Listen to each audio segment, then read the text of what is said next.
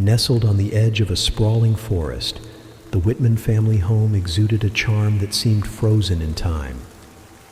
The house was a quaint, two-story structure with whitewashed walls and ivy crawling up its sides, framing the wooden shutters on the windows. A picket fence enclosed a small but vibrant garden, where Helen Whitman tended to roses and daisies each morning. It was a peaceful place, where the air smelled of earth and blossoms, and the only sounds were birdsong and the distant rustle of leaves from the woods. Inside the house, the atmosphere was warm and inviting. The living room was adorned with handmade crafts and family photographs. A patchwork quilt draped over the sofa bore the marks of years of careful stitching by Helen, who found solace in the art of creating. Her husband, Tom, had built most of the furniture with his own hands, his craftsmanship evident in the sturdy dining table and intricately carved chairs. The scent of wood polish and baked goods often filled the air, a testament to the couple's shared love for simple pleasures. Their daughter, Lila, brought life to their serene world. At just 8 years old, Lila was a whirlwind of energy and curiosity. With her chestnut curls often tied in a messy ponytail and a mischievous glint in her hazel eyes, she was the kind of child who could light up any room. She had a knack for storytelling, weaving fantastical tales about knights, dragons, and enchanted forests, which she eagerly shared during family dinners. Her laughter was infectious, and her imagination knew no bounds. The forest near their home was both a source of wonder and unease for the Whitman family. To Lila, it was a magical realm waiting to be explored. She often ventured to the edge, picking wildflowers and chasing butterflies, despite her parents' stern warnings. To Helen and Tom, the forest carried an air of mystery, its dense canopy casting deep shadows even on the brightest days. Local legends spoke of strange happenings in the woods, whispers of lost children, and eerie sights seen by moonlight. While they dismissed these tales as mere folklore, a lingering unease kept them wary. One crisp autumn morning, the family gathered around the breakfast table. Sunlight streamed through the lace curtains, highlighting the warm hues of the room. Helen poured coffee into 2 mismatched mugs, while Lila devoured a stack of pancakes, her face smeared with syrup. "Lila, slow down," Helen said with a laugh, wiping her daughter's cheek with a napkin. "You're going to choke." "But I'm hungry," Lila protested, her mouth still full. "I need energy if I'm going to find the fairy ring today." Tom chuckled from behind his newspaper. "Fairy ring, huh? What's that about?" "I read about it in a book," Lila said, her eyes sparkling. "It's a circle in the woods where fairies dance. If you find it, you can make a wish." Helen exchanged a glance with Tom, her smile fading slightly. "You know the rules, Lila. Stay close to the house. The woods can be dangerous." "I know, Mom," Lila replied, rolling her eyes. "I'll just look around the edge, I promise." Despite her assurances, Lila's adventurous spirit often led her further than she intended. Helen worried about her daughter's fearless nature, but Tom believed it was part of growing up.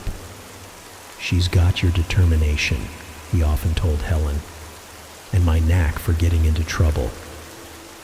After breakfast, Lila darted outside, clutching a wicker basket she intended to fill with treasures from her imagined fairy realm.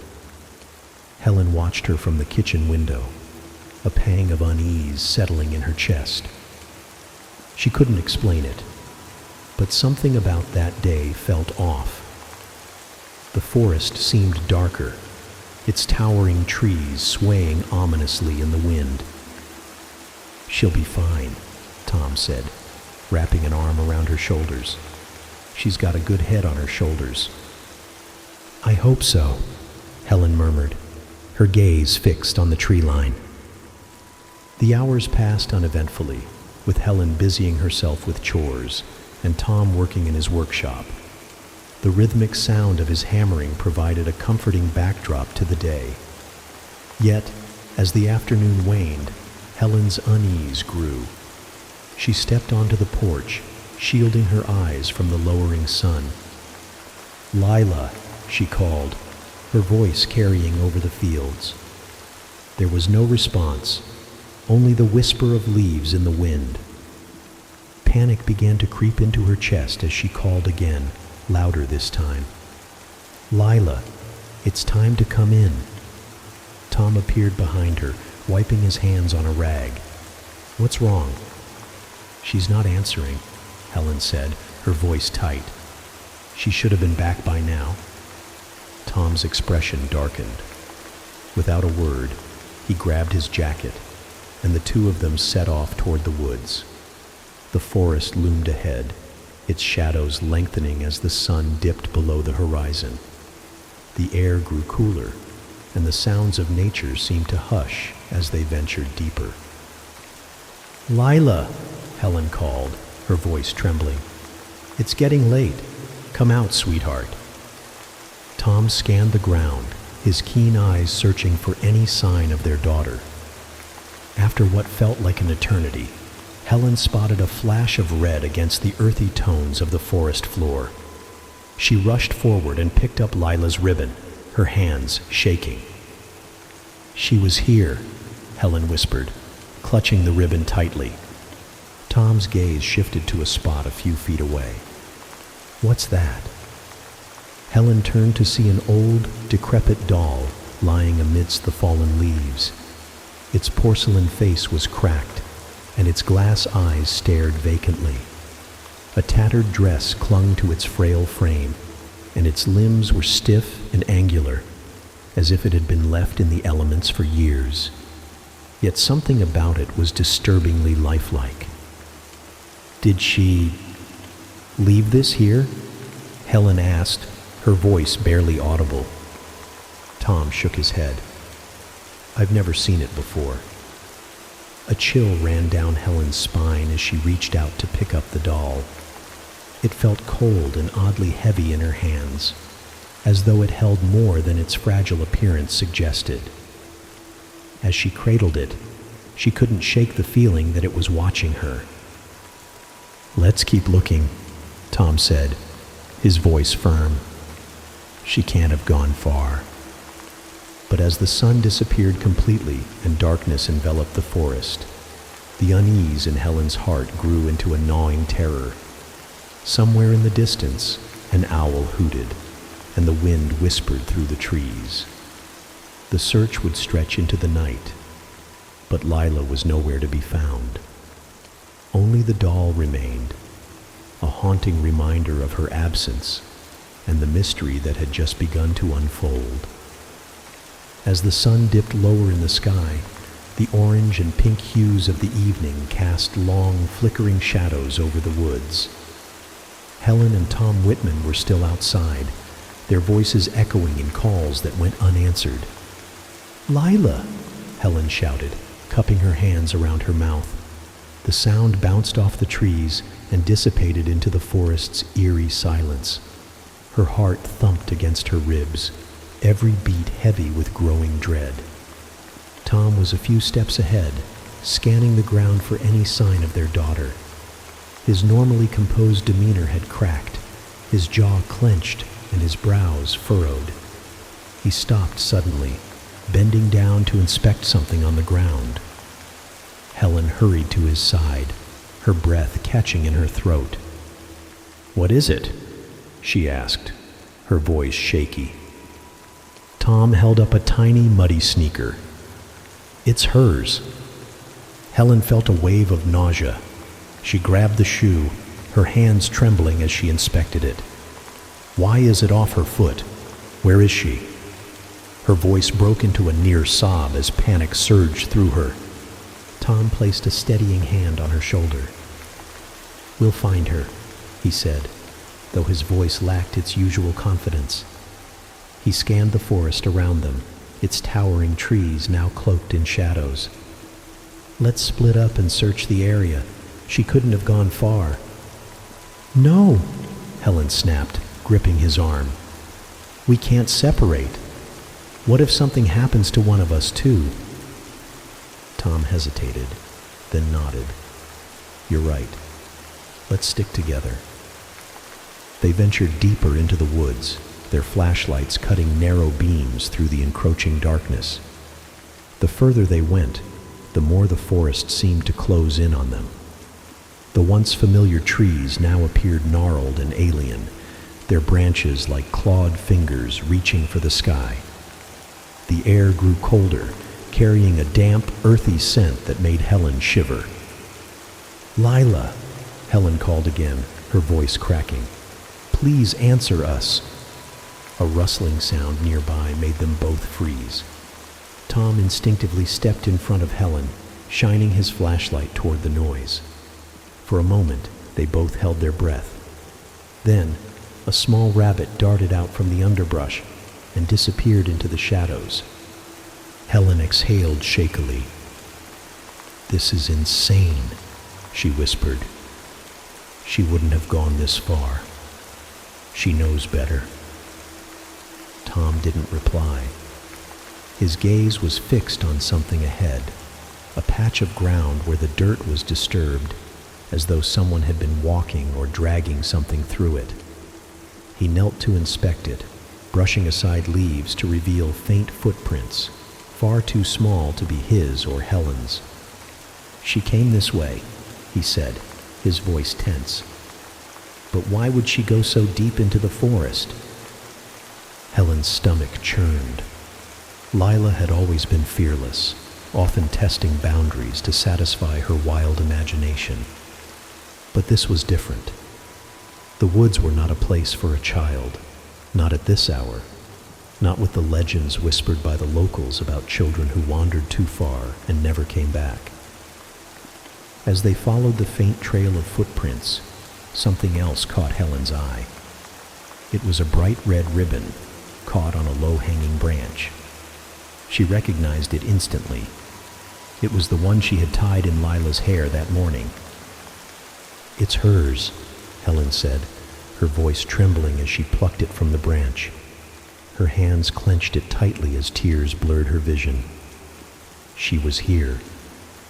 Tom put a hand on her back, but his attention was drawn to something lying in the dirt just a few feet ahead. "Helen," he said cautiously, his flashlight fixed on the object. "Do you see that?" Helen followed his gaze and froze. There, partially buried under a layer of fallen leaves, was a doll. Its porcelain face was cracked and discolored, its once bright blue dress now faded and torn. The doll's glass eyes glinted in the flashlight beam, staring vacantly into the distance. One of its arms was twisted at an unnatural angle, and its hair, a mix of synthetic fibers and clumps of dirt, clung to its scalp in disarray. "That's not hers," Helen said, shaking her head. "I've never seen that before." Tom approached it cautiously, crouching to get a closer look. He hesitated before picking it up, his fingers brushing against the cold, damp surface of its dress. "It's old," he said, inspecting it. "Looks like it's been out here for years." "Then why is it here?" Helen asked, her voice rising. "What does it have to do with Lila?" Tom didn't answer. He turned the doll over in his hands, noticing strange markings etched into the porcelain. They were faint, but unmistakably deliberate. Symbols and patterns that seemed almost ritualistic. He frowned, unease creeping into his chest. Helen took a step back, her breathing quickening. "Tom, I don't like this.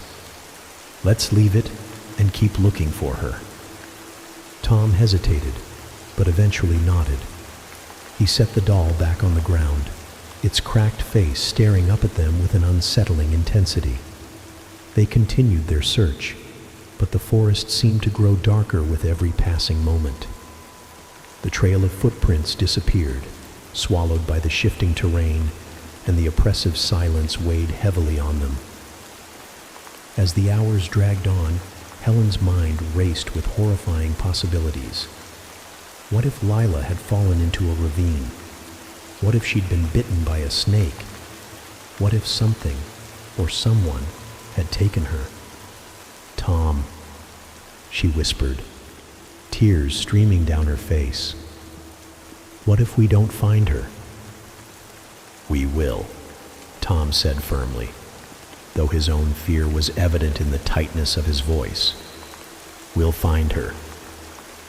But as the night deepened and their calls went unanswered, hope began to waver. The forest seemed endless, its labyrinth of trees and shadows stretching in every direction. Helen clutched Lila's ribbon in her hand, her fingers trembling. Then, just as they were about to turn back, they heard it. A faint sound, like a whisper carried on the wind. It was high-pitched and fleeting, almost imperceptible, but unmistakably Lila's voice. "Mommy." Helen froze, her breath catching in her throat. "Lila," she called, her voice trembling. "Where are you, baby?" "Mommy." The voice came again, soft and distant, as though it was being carried from far away. Helen's heart leapt, and she took off in the direction of the sound, ignoring Tom's calls to wait. The forest seemed to close in around her, the trees pressing tighter as she ran. The voice grew louder, more desperate, and Helen pushed herself to go faster. "Mommy, help me." Helen stumbled into a small clearing, her flashlight beam sweeping across the ground. Her heart sank as she realized the clearing was empty, except for the doll. It was sitting upright now, propped against the base of a tree. Its head was tilted slightly, and its glass eyes seemed to glimmer in the darkness. "Helen," Tom said, catching up to her. He stopped short when he saw the doll, his face pale. "How did it get here?" Helen couldn't answer. Her legs felt like lead as she approached the doll, her hands trembling. The markings on its face seemed to have grown darker, more pronounced, and its cracked lips were parted slightly, as though it was about to speak. "Mommy," the voice came again, but this time it was unmistakably coming from the doll. Helen screamed, dropping her flashlight as she stumbled back. Tom rushed forward, grabbing her arm and pulling her away from the clearing. "We're leaving," he said, his voice trembling. "Now." "But Lila," Helen began, her voice breaking. "We'll find her," Tom said, though his eyes betrayed his own fear. "But not here. Not like this." As they fled the forest, the doll's glassy eyes seemed to follow them, its haunting whispers fading into the night. The search for Lila had only just begun, but the Whitmans would soon learn that their nightmare was far from over. The Whitman household was cloaked in a suffocating silence. The once vibrant home, filled with Lila's laughter and the comforting hum of family life, had become a hollow shell. The doll now rested on the kitchen counter, an unwelcome presence that seemed to drain the warmth from the room. Helen sat at the table, staring at the cracked porcelain face with a mix of fear and morbid fascination. "It's just a doll," Tom said for the 5th time that evening, though the tremor in his voice betrayed his unease. He stood by the sink, scrubbing a plate with unnecessary force. "You're letting your imagination run wild." "It spoke, Tom," Helen said, her voice hoarse. "You heard it too. You can't just brush that off." Tom slammed the plate into the drying rack and turned to face her. "I don't know what I heard, okay? Maybe it was the wind. Maybe we're both just exhausted from everything that's happened. But it's a doll, Helen. It's not alive.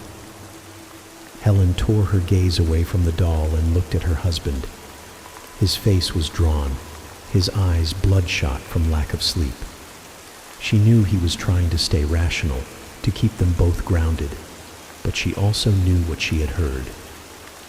The doll's voice, Lila's voice, still echoed in her mind, as clear and haunting as the moment it had called out to her in the woods.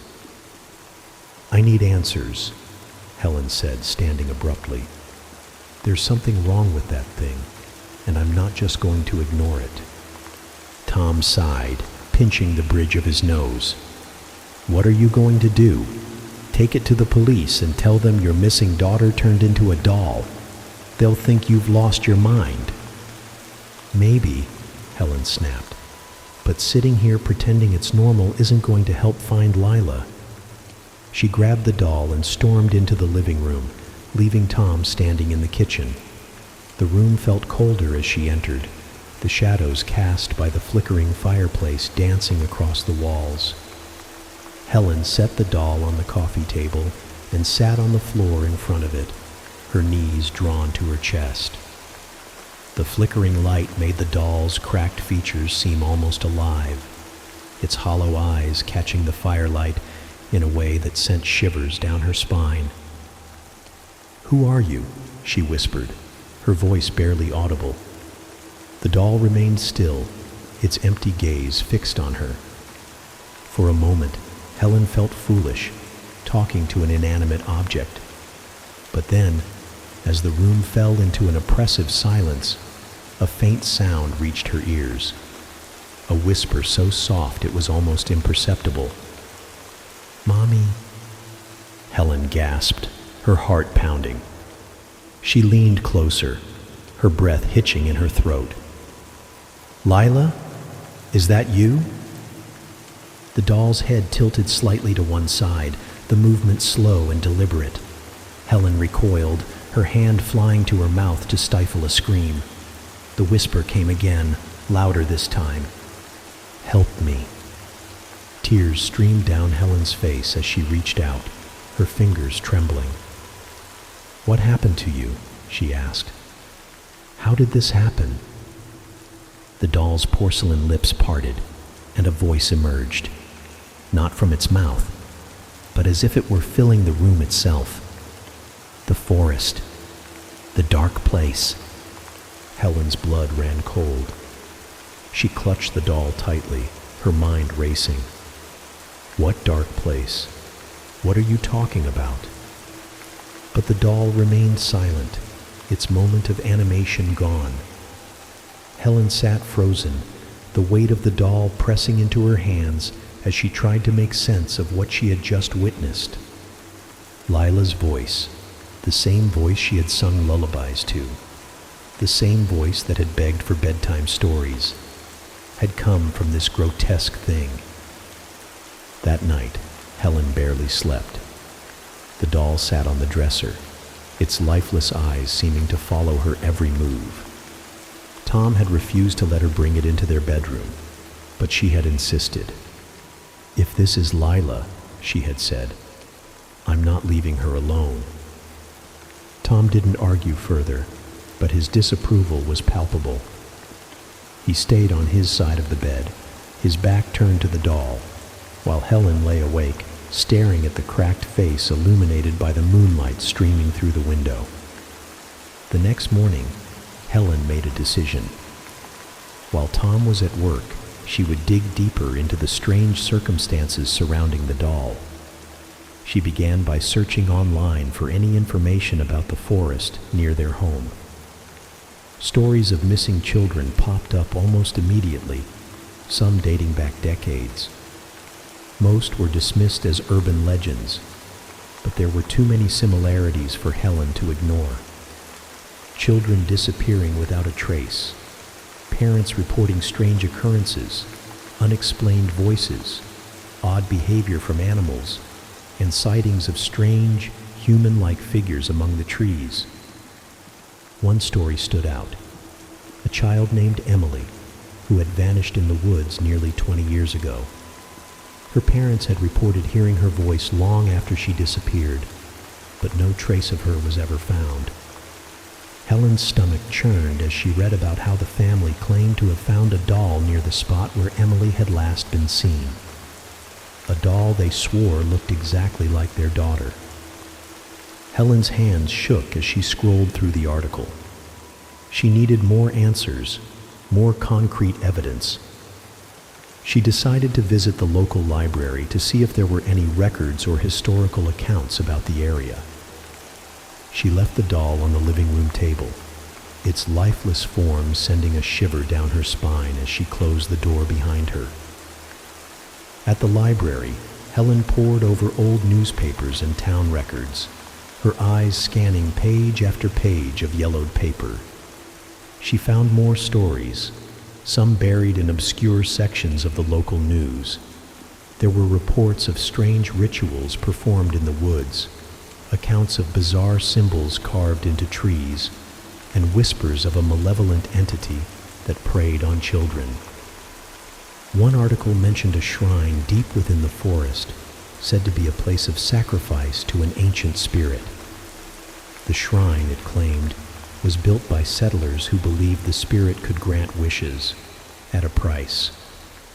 Over time, the settlers abandoned the practice, but the legends persisted, passed down through generations. As Helen read, her breath quickened. The symbols described in the article matched the ones etched into the doll's porcelain. She snapped a photo of the article with her phone and hurried home, her mind racing with a mix of fear and determination.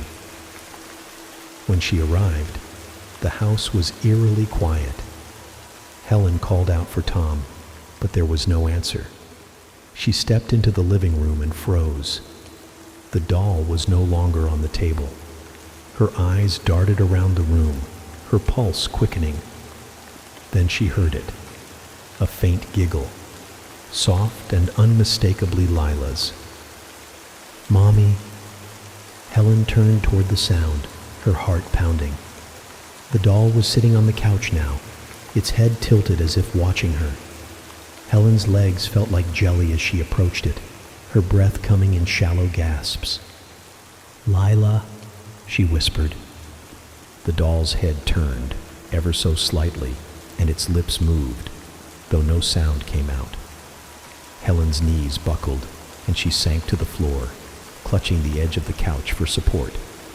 Her hands were cold, her mind struggling to process what she was seeing. Suddenly, the front door creaked open, and Tom stepped inside. He stopped dead in his tracks, his eyes darting between Helen and the doll.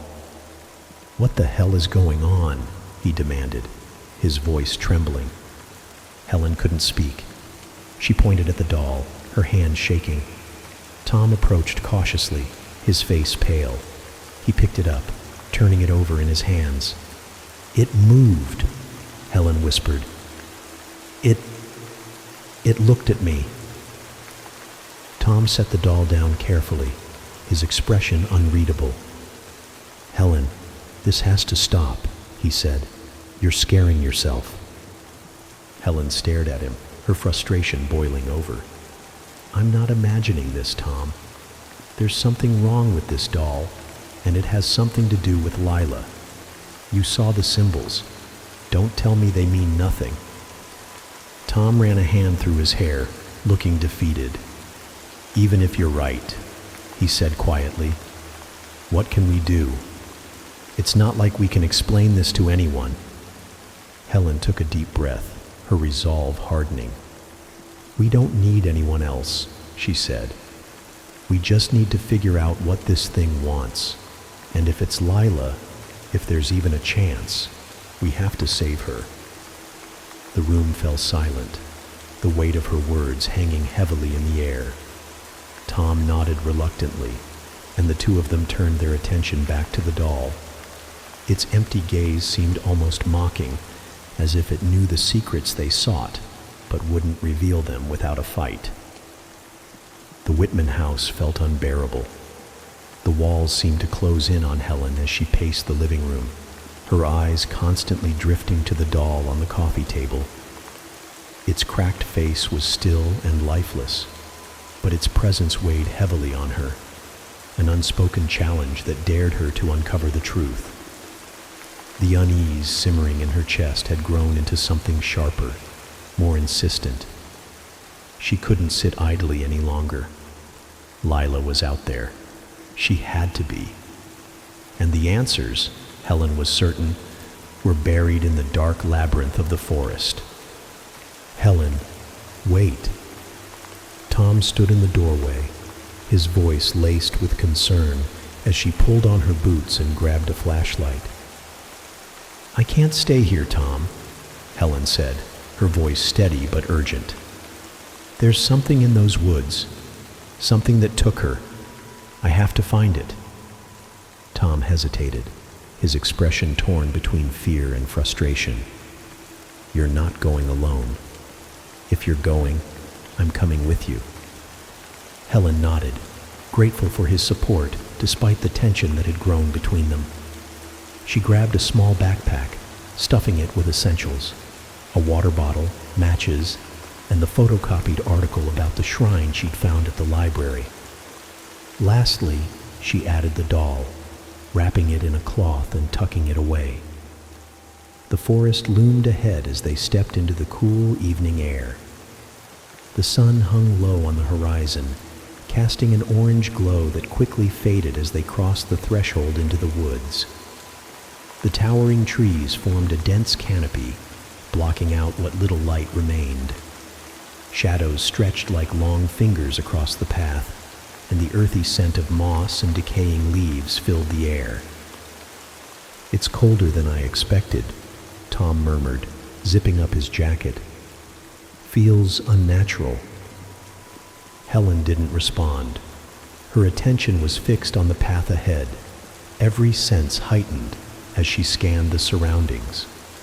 The familiar trail that Lila often played near quickly gave way to an unfamiliar tangle of underbrush and twisted roots. It was as though the forest had shifted, rearranging itself to confuse and disorient them.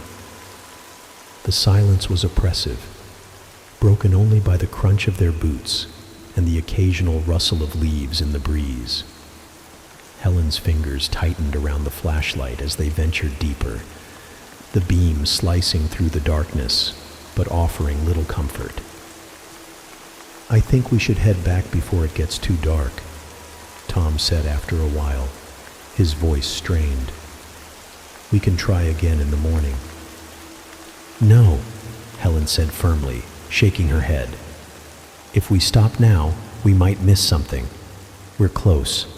I can feel it. Tom sighed but didn't argue, falling into step behind her. They pressed on, the path growing narrower and more treacherous. The trees seemed to lean closer together, their gnarled branches twisting like arthritic hands. The air grew thicker, and Helen felt a strange pressure building in her chest, as though the forest itself was watching them, waiting. As they rounded a bend, Helen stopped abruptly, causing Tom to bump into her. What is it? He asked, his voice low. Helen pointed ahead. There, etched into the trunk of a massive oak tree, was a symbol.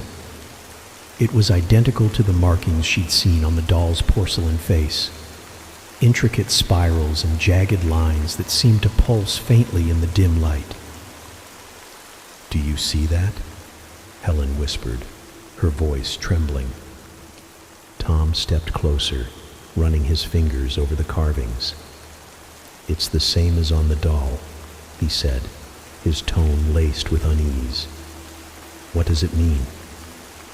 I don't know, Helen admitted, but it has to be connected to whatever's happening. They continued on, their pace quickening as more symbols appeared on the trees around them. Each one seemed more elaborate than the last, as if they were following a trail of breadcrumbs left by something, or someone, leading them deeper into the heart of the forest. Then, They heard it. A faint, melodic hum carried on the wind, weaving through the trees like an otherworldly song. Helen froze, her blood turning to ice. It was the same melody she'd sung to Lila at bedtime, the lullaby that had been passed down through generations in her family. "That's her," Helen whispered, her voice barely audible. "I know it." Tom looked around, his flashlight sweeping through the darkness. "It's probably just the wind," he said, though his voice quavered. "No, it's not." Helen's heart raced as she moved toward the sound, her instincts overriding her fear. "She's here, Tom. I know it." The melody grew louder as they pressed on, leading them to a small clearing. In the center stood a crumbling stone structure, partially obscured by vines and moss. It was the shrine Helen had read about, the place where the settlers had once made offerings to the forest spirit. The structure was ancient, its stones worn smooth by time. Strange symbols were carved into every surface, glowing faintly in the darkness. At its center was a stone altar, and surrounding it were scattered remnants of offerings, wilted flowers, small trinkets, and fragments of porcelain dolls. Helen approached the shrine cautiously, her flashlight beam revealing more disturbing details. The symbols on the stones seemed to shift and writhe as she looked at them, like living things trapped in the rock. A cold breeze swept through the clearing, carrying with it the faint sound of children's laughter. "Lila?" Helen called, her voice breaking. "Are you here?" The laughter faded, replaced by a low, guttural sound that made the hairs on the back of her neck stand on end. Tom grabbed her arm, pulling her back. "We shouldn't be here," he said, his voice urgent. "This place isn't safe." But Helen refused to leave. She reached into her backpack and pulled out the doll, unwrapping it and placing it on the altar. As soon as the porcelain touched the stone, the air grew thick with tension, and the glowing symbols flared brighter. The doll's cracked lips parted, and a voice emerged, soft, distorted, but unmistakably Lila's. "Mommy?"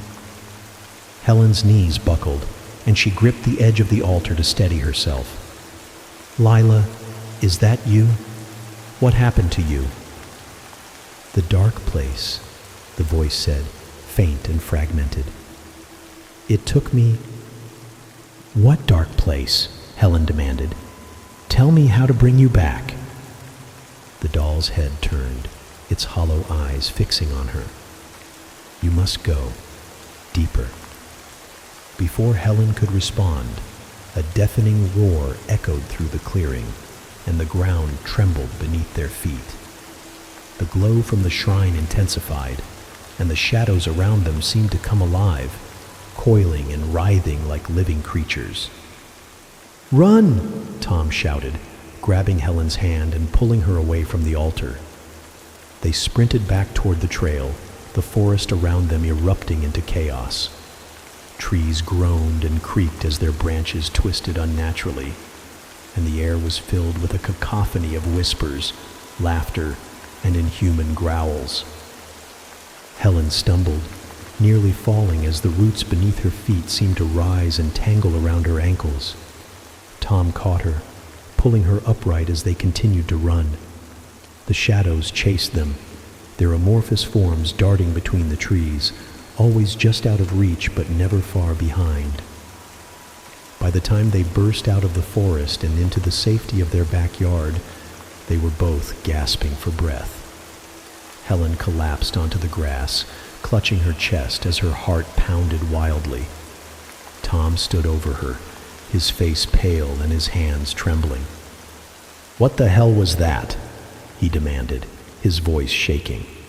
"What's happening in those woods?"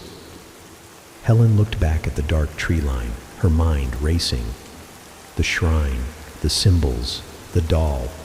It was all connected. And somewhere, trapped within the forest's malevolent grasp, was Lila. "I don't know," Helen admitted, her voice barely above a whisper. "But I'm going back.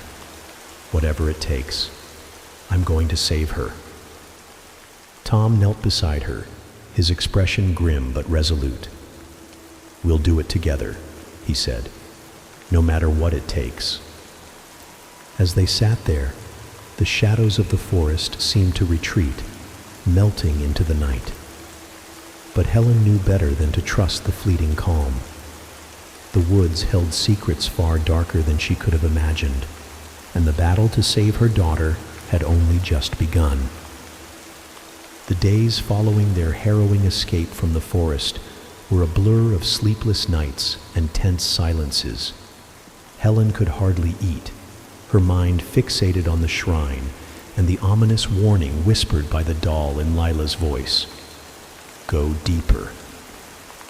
The words echoed in her ears like a mantra, urging her forward even as fear clawed at the edges of her resolve. The doll now occupied a permanent place in the center of the living room. No matter how unsettling its cracked, lifelike face was, Helen couldn't bring herself to move it. She sat across from it for hours, staring into its hollow eyes, searching for answers. Tom avoided the room entirely, busying himself with chores or retreating to his workshop. The tension between them had grown unbearable, each of them coping with their despair in isolation. But Helen couldn't shake the feeling that the doll was changing. At first, the changes were subtle, so subtle that Helen doubted herself. She noticed a faint shimmer in the doll's glass eyes, as though something was stirring behind them. The cracks in its porcelain face seemed less pronounced, and its chipped, tattered dress appeared a shade cleaner. Helen dismissed these observations as tricks of the light, or her imagination playing cruel games with her exhaustion. Until the whispers began. Late one night, Helen awoke to the faint sound of Lila's voice. It wasn't the muffled, distorted tone she'd heard before. This voice was clearer, more distinct, and it was coming from the living room. Heart pounding, Helen slipped out of bed, careful not to wake Tom, and crept toward the source of the sound. "Mommy." The voice was soft, plaintive, and unmistakably Lila's. Helen pushed open the door to the living room, her breath catching in her throat. The doll sat upright on the coffee table, its head tilted slightly toward her. Its eyes gleamed faintly in the moonlight streaming through the window. "Lila?" Helen whispered, her voice trembling. She stepped closer, her bare feet cold against the wooden floor. "Is that you?" The doll's porcelain lips twitched, parting ever so slightly. "Help me," it whispered, the words escaping like a faint breeze. Helen dropped to her knees in front of it, tears streaming down her face. "I don't know how," she said desperately. "Tell me what to do, please." The doll remained silent, its expression frozen. Helen stared at it, willing it to respond, but the room fell quiet once more. Exhaustion and despair overwhelmed her, and she slumped against the couch, clutching the doll in her arms as she sobbed.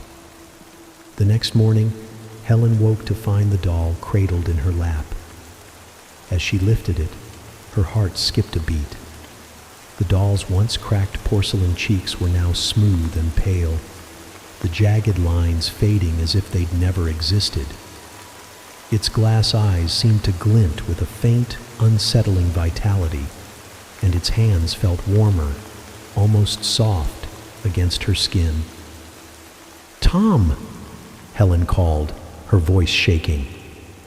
"Come here now!" Tom appeared in the doorway, his face etched with irritation. "What is it?" he asked, rubbing his temple. Helen thrust the doll toward him. "Look at it," she said, her voice frantic. "It's changing. It's alive." Tom frowned, hesitating before taking the doll. He turned it over in his hands, examining it closely. "It looks the same to me," he said, though his tone lacked conviction. "It's not the same," Helen snapped, her frustration bubbling over. "The cracks are gone. Its eyes, they look real." Tom shook his head, setting the doll back on the table. "You're letting your grief get to you. You need to rest." "Don't patronize me," Helen shouted, her voice cracking. "You heard it too. You saw it move. Stop pretending this isn't happening." Tom ran a hand through his hair, sighing deeply. "I don't know what I saw, okay? But obsessing over that thing isn't going to bring Lila back." Helen glared at him, her chest heaving. "You think I'm crazy," she said bitterly. "But I know what I've seen. I know this doll is connected to her." Without another word, she snatched the doll off the table and stormed out of the room, leaving Tom standing in stunned silence. As the days passed, the doll's transformation became undeniable. Its porcelain skin continued to soften, its lifeless limbs growing pliable and warm. The faded fabric of its dress appeared to mend itself, the tattered edges knitting together as though invisible hands were repairing them. Helen watched in both awe and terror as the doll seemed to take on more of Lila's features, the curve of her cheeks, the delicate shape of her hands. Even its hair, once a matted mess, now gleamed with the same chestnut curls that Lila had.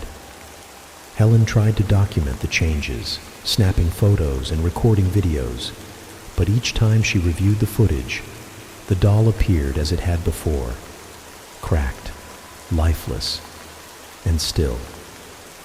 It was as if the transformation existed only for her, a personal nightmare no one else could witness. One evening, as Helen sat in the dimly lit living room, she heard the doll whisper again. This time, the words were clearer, more deliberate. "Mommy, it hurts." Helen's stomach turned. She leaned closer, her hands trembling as she cupped the doll's face. "What hurts, sweetheart? Tell me." "The dark place." The doll's voice cracked, like a child on the verge of tears. "It's pulling me back." Helen's heart broke at the words. "No," she said fiercely. "I won't let it. I'll save you, Lila. I promise." The doll's glassy eyes seemed to glisten, a single tear sliding down its porcelain cheek. Helen gasped, wiping it away with her thumb. The tear felt warm, human. The moment was interrupted by a loud crash from the kitchen. Helen jumped, clutching the doll tightly as she rushed toward the sound. She found Tom standing by the sink, his face pale as he stared at a shattered glass on the floor. "What happened?" Helen asked, her voice edged with panic.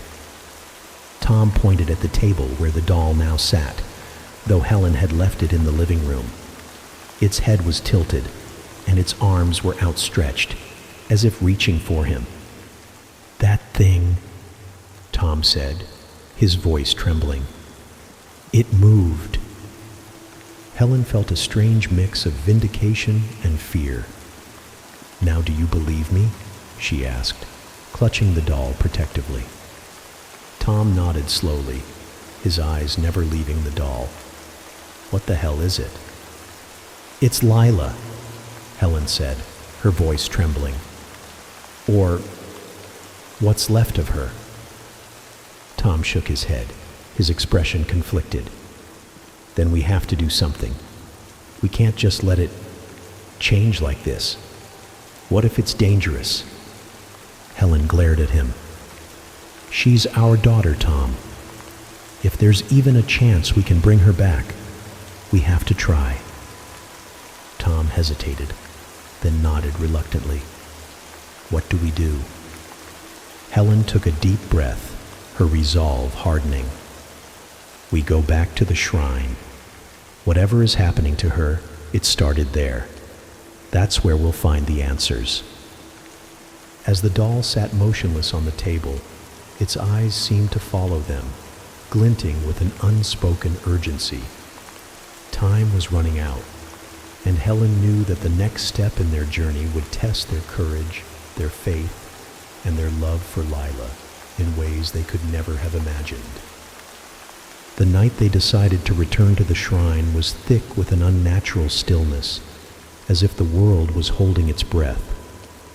The moon hung low, shrouded by dark clouds, casting only faint silvery light over the forest.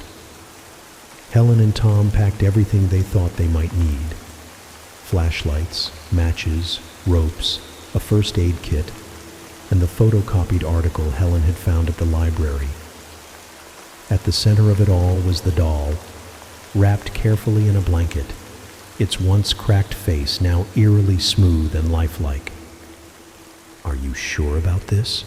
Tom asked, his voice tight as he watched Helen secure the bag over her shoulders. "No," Helen admitted, clutching the doll tightly. "But we don't have a choice. She's calling for us. She's suffering." Tom sighed, nodding. "Then we'll do whatever it takes." They stepped into the forest together, the beam of their flashlights cutting through the oppressive darkness. The air was colder than it had been before, and the silence was deafening, broken only by the crunch of leaves underfoot. The familiar trail that led to the clearing felt different now, as though the forest had shifted once again, its twisted paths leading them deeper into the unknown. As they neared the shrine, the oppressive energy grew stronger. The air seemed to hum with a low, thrumming vibration that made their skin crawl. Helen's grip on the doll tightened as they stepped into the clearing. The shrine stood before them, ancient and foreboding, its carved symbols glowing faintly in the darkness. The sight of it sent a shiver down Helen's spine. "We're here," she whispered, her voice trembling.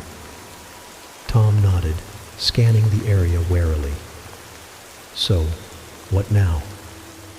Helen reached into her bag, pulling out the photocopied article.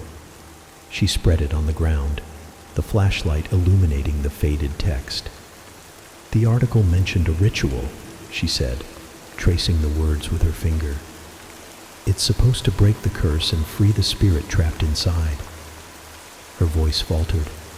"But it requires an offering." Tom frowned. "What kind of offering?"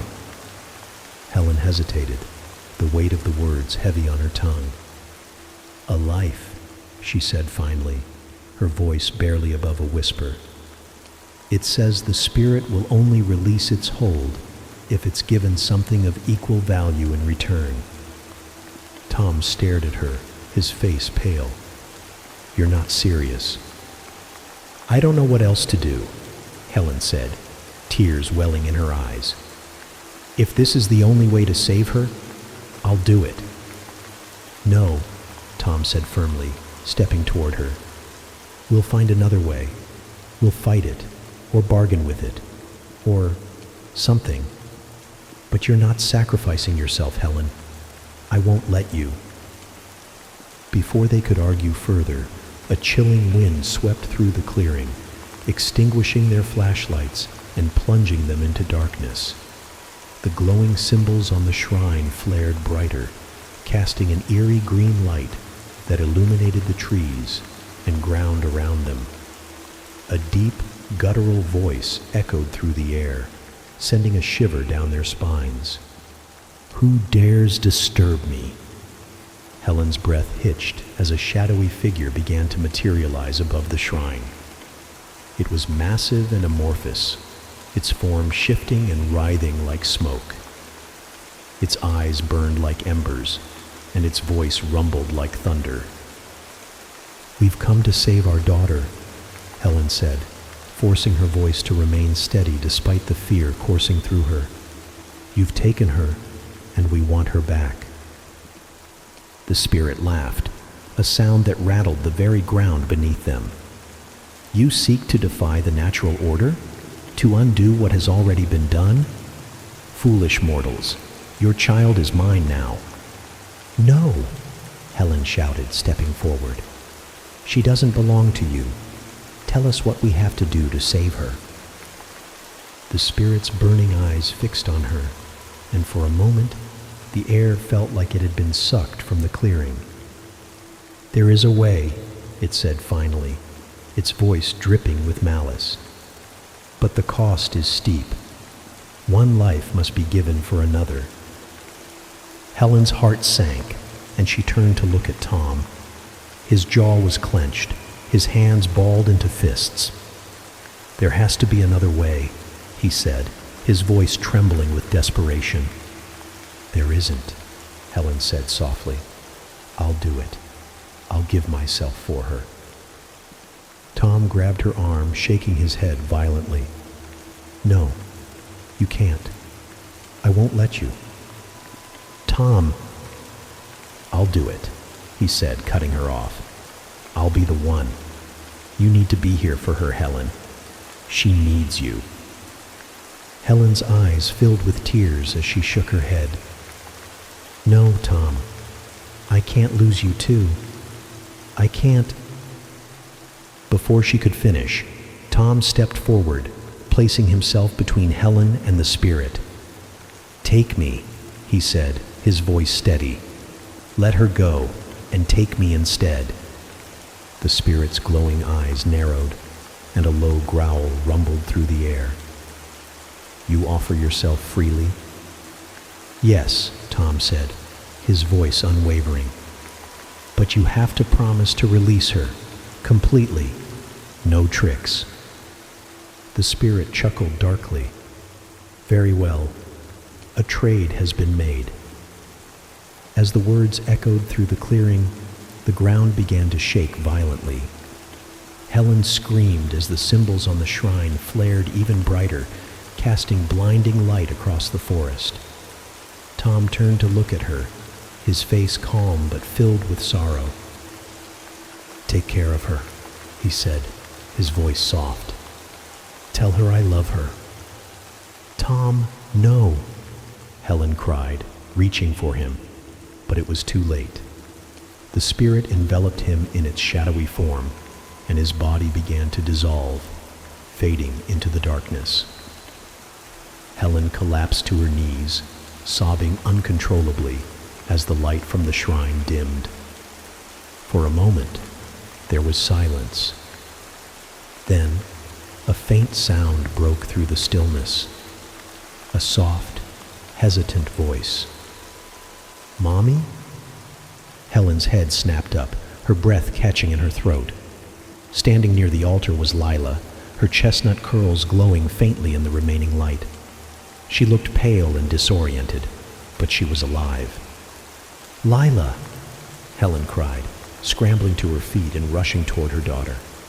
She pulled her into her arms, holding her tightly as tears streamed down her face. "Oh, my baby, you're okay. You're okay." Lila clung to her, burying her face in Helen's shoulder. "I was scared, Mommy," she whispered. "The dark place. It was so cold." "It's over now," Helen said, stroking her hair. "You're safe. I've got you." As Helen held her daughter, the forest around them seemed to breathe a sigh of relief. The oppressive energy lifted, and the shadows melted away, leaving only the faint rustle of leaves in the wind. But as Helen turned to look back at the shrine, her heart ached with the realization of what had been lost. Tom was gone. With Lila in her arms, Helen began the long walk home, the forest seeming less sinister now, but no less haunting. The sacrifice had been made, and her daughter had been saved. but the cost would stay with Helen forever, a reminder of the love and courage that had saved Lila's life. The forest was eerily quiet as Helen carried Lila in her arms, the oppressive shadows thinning with each step they took away from the shrine. But the silence wasn't peaceful. It was heavy, laden with the weight of what had just transpired. Tom was gone, his body swallowed by the spirit's malevolent grasp, leaving Helen with an overwhelming sense of loss. Every step felt like dragging her feet through molasses, her legs weak and her chest hollow. "Mommy?" Lila's small voice broke the silence, pulling Helen from the depths of her grief. "Yes, baby?" Helen replied, trying to steady her voice as tears blurred her vision. "Where's Daddy?" Lila asked, her wide hazel eyes searching Helen's face. Her innocence, her trust, was a knife in Helen's heart. Helen hesitated, swallowing hard as she searched for the right words. "Daddy, he's not coming home with us, sweetheart," she said softly, her voice trembling. "Why not?" Lila's bottom lip quivered, and Helen saw the confusion in her face. Did the bad thing take him too? Helen hugged her daughter tightly, her tears falling into Lila's hair. "Daddy saved you," she whispered. "He made sure you could come home." Lila was silent for a moment, processing her mother's words. Then, with the unflinching honesty only a child could muster, she said, "I miss him." "So do I," Helen whispered, her voice breaking. When they finally emerged from the forest, the first rays of dawn were breaking over the horizon. The Whitman house came into view, its familiar silhouette standing stark against the pale morning light.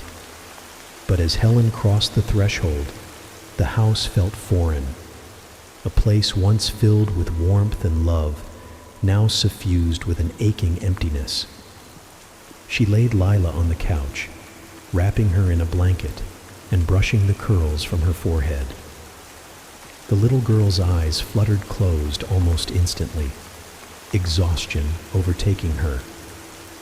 Helen lingered for a moment, watching her daughter's chest rise and fall before retreating to the kitchen. Her hands trembled as she filled a glass of water, the weight of Tom's sacrifice pressing down on her like an avalanche. The doll was still there, sitting upright on the kitchen table. Helen had almost forgotten about it in the chaos of the ritual. Now, its presence felt unbearable. Its once lifelike features had reverted. The smooth porcelain had cracked again, and the gleaming eyes had dulled to lifeless glass. It was as if the spirit's energy had fled, leaving behind only an empty husk. Helen picked up the doll, her fingers trembling. "You took him from me," she murmured, her voice low and venomous. She wanted to hurl the doll across the room, to shatter it into a million pieces. But as she stared into its hollow eyes, she realized something. There was no satisfaction in destruction. The doll was nothing more than a vessel, a byproduct of the spirit's malevolence. Destroying it wouldn't bring Tom back. Instead, she carried it outside, the early morning air biting against her skin. She walked to the edge of the woods, the trees looming like silent sentinels, and knelt to dig a small hole in the earth. Her hands were raw by the time she finished, but she didn't care. She placed the doll inside, its face staring blankly up at her, and covered it with dirt. "It ends here," she said softly, her voice cracking. "No one else will suffer because of you."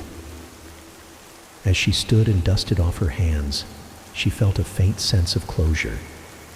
The doll was gone, buried beneath the soil, and with it, the last remnants of the spirit's influence. The days that followed were a blur of mourning and healing. Helen tried her best to shield Lila from the depths of her grief, but it was impossible to hide the pain entirely. Lila asked about Tom often, her innocent questions cutting deeper than any wound. Helen answered as best she could, framing his sacrifice as an act of love and courage. But at night, when Lila was asleep, Helen allowed herself to crumble. One evening, as Helen sat on the porch staring out at the darkening forest, Lila appeared at her side. She climbed into her mother's lap, wrapping her small arms around Helen's neck. "Are you sad, Mommy?" Lila asked, her voice soft. Helen nodded, tears welling in her eyes. "Yes, baby. I miss Daddy." "I miss him too," Lila said. "But he saved me. He's a hero." Helen kissed the top of her daughter's head, her heart aching with both pride and sorrow. "He is," she said, her voice trembling. "He's the bravest person I've ever known." They sat together in silence, the cool night air wrapping around them like a blanket. For the first time in days, Helen felt a glimmer of peace. It wasn't complete. She doubted it ever would be, but it was enough to keep her moving forward. One night, Helen had a dream. She was standing in the forest, the trees bathed in an otherworldly light. Ahead of her, Tom stood beneath the boughs of a massive oak, his face serene. He looked just as he had before, strong, kind, and full of life. "Tom," Helen whispered, her voice catching in her throat. She ran to him, her arms outstretched, but he raised a hand to stop her. "You can't stay," he said gently. "You have to keep going." "I don't want to do this without you," Helen said, tears streaming down her face.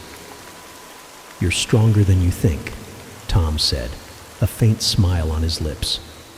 "You've always been stronger than you think." Helen shook her head. "How can I do this without you? How can I be enough for her?" "You already are," Tom said. He stepped closer, his hand brushing against her cheek. "Lila has everything she needs, because she has you." Before Helen could say anything more, the light around Tom grew brighter, and he began to fade.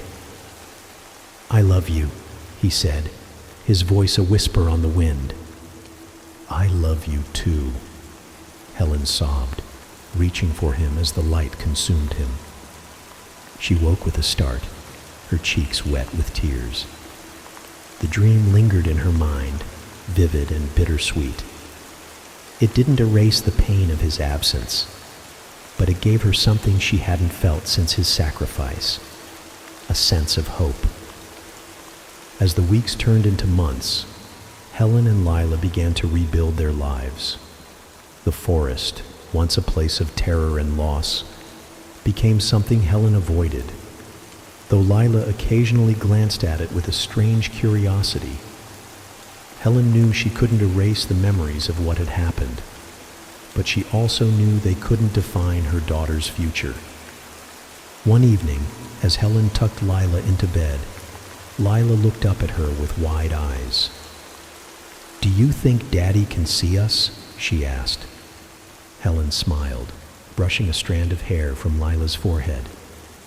"I think he's always with us," she said, "watching over us, protecting us." Lila nodded, her small face solemn. "I think so too." As Helen turned out the light and closed the door, she paused in the hallway, her hand resting on the frame. The pain of Tom's loss was still there, sharp and raw, but so was the love he had left behind. A love that would carry her and Lila through whatever came next. The sacrifice had changed everything, but it hadn't taken everything. They still had each other, and that was enough. For now, it was enough. The days following Lila's return passed in a haze for Helen. The joy of having her daughter back was tempered by the grief of losing Tom. a bittersweet mix of emotions that weighed heavily on her heart.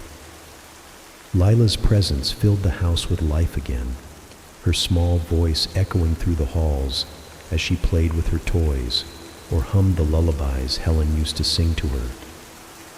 But the little girl who had returned from the forest wasn't quite the same as the one who had left. On the first morning after her return, Helen found Lila sitting in the living room, staring out the window toward the forest. The sunlight streamed in, catching the red highlights in her chestnut curls, but her expression was distant, as if she were looking at something far away. "Good morning, sweetheart," Helen said, keeping her voice gentle. She crossed the room and knelt beside her daughter. "What are you looking at?" Lila didn't answer immediately. Her small fingers traced the edge of the windowsill, her hazel eyes fixed on the dark line of trees in the distance. "The forest," she said finally. "It's quieter now." Helen's chest tightened. "What do you mean, quieter?" Lila tilted her head, her gaze thoughtful. "It used to be loud, lots of whispers and other things, but now it's like they're gone." Helen swallowed hard, memories of the shrine and the spirit flooding back. She wanted to push the conversation aside, to shield Lila from everything that had happened, but something in her daughter's tone stopped her. "Did you hear the whispers, Lila?" Lila nodded, her expression serious. "They talked to me when I was in the dark place. They didn't like me, though. They said I didn't belong there." Helen felt a chill run down her spine. "What else did they say?" "They wanted me to stay," Lila said, her voice small. "But Daddy made them let me go." Helen's breath caught in her throat. "Daddy, did he talk to you? Did you see him?" Lila's lips curved into a faint smile, the first genuine one Helen had seen since her return. "He said he loved me, and he told me to be brave." Her eyes met Helen's, wide and earnest. "He's still watching us, Mommy." Tears welled in Helen's eyes, and she pulled Lila into her arms, holding her tightly. "He is," she whispered, her voice trembling. "He always will be." As the days turned into weeks, Helen noticed other changes in Lila. She was quieter, more introspective, and often seemed lost in thought. At night, she would sometimes wake up crying, her small body trembling as Helen rushed to comfort her. "It's the shadows," Lila explained one night, her voice muffled against Helen's shoulder. "Sometimes they come back in my dreams." Helen held her close, stroking her hair. "The shadows can't hurt you anymore," she said softly. "You're safe now." "Are you sure?" Lila asked, her voice tinged with doubt. Helen hesitated, her mind flashing back to the shrine, to the spirit, to the chilling whispers that had haunted the forest. She forced herself to nod. "I'm sure," she said, even as a flicker of uncertainty gnawed at the edges of her mind. One afternoon, Helen decided it was time to confront her lingering fears. She and Lila ventured into the backyard, the forest a silent presence in the distance. Lila hesitated at the edge of the yard, her small hand clutching Helen's tightly. "Do we have to go closer?" Lila asked, her voice barely audible. "No," Helen said quickly. "We're not going into the forest. I just thought it might help if we looked at it together, so you can see there's nothing to be afraid of." Lila looked up at her, her hazel eyes uncertain. "What if it comes back?" Helen knelt in front of her, taking both of Lila's hands in her own. "If it ever comes back," she said firmly, "I'll be here to protect you. You're not alone, Lila. You never will be." Lila nodded, her small face determined. "Okay." They stood there together, staring at the forest. The trees were tall and still, their branches swaying gently in the breeze. It was almost peaceful, and for a moment, Helen allowed herself to hope that the darkness truly had been banished. That night, as Helen tucked Lila into bed, she noticed something she hadn't seen before. On Lila's wrist, just below the sleeve of her pajama top, was a faint, spiraling mark. It was almost imperceptible, a pale outline against her skin, but Helen's heart sank as she recognized it. The same symbols she had seen on the shrine. "Lila," Helen said, keeping her voice calm. "Where did you get this?" Lila blinked at her, then glanced at her wrist. "I don't know," she said simply. "It's been there since I came back." Helen's chest tightened. "Does it hurt?" Lila shook her head. "No, it's just there, like it's part of me." Helen forced a smile, her mind racing. "Okay," she said softly, brushing a kiss against Lila's forehead. "Get some sleep, sweetheart." She left the room, closing the door quietly behind her, and leaned against the wall, her hands trembling. The mark was a reminder that the spirit's influence hadn't disappeared entirely, that some connection between Lila and the dark place still lingered. Over the next few days, Helen kept a close eye on Lila, watching for any signs that the mark was affecting her. But aside from the occasional nightmares, Lila seemed to be adjusting well. She played with her toys, drew pictures at the kitchen table, and even started humming again as she helped Helen with small chores. One evening, as Helen prepared dinner, Lila approached her with a drawing in hand. "Look, Mommy," she said, holding it up proudly. Helen took the drawing, her breath catching as she studied it. It was a picture of their family, her, Tom, and Lila, standing together in the backyard. But in the background, just behind the line of trees, was a shadowy figure with glowing eyes. "Who's this?" Helen asked, her voice trembling as she pointed to the figure. Lila shrugged. "I don't know. I saw him in my dream." Helen forced a smile, her stomach churning. "It's a very good drawing," she said, setting it on the counter. "Why don't you go wash up for dinner?"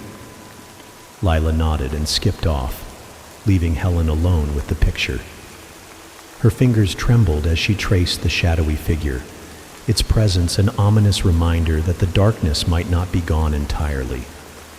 That night, as Helen lay in bed, she couldn't shake the feeling of unease. The forest, the shrine, the mark on Lila's wrist.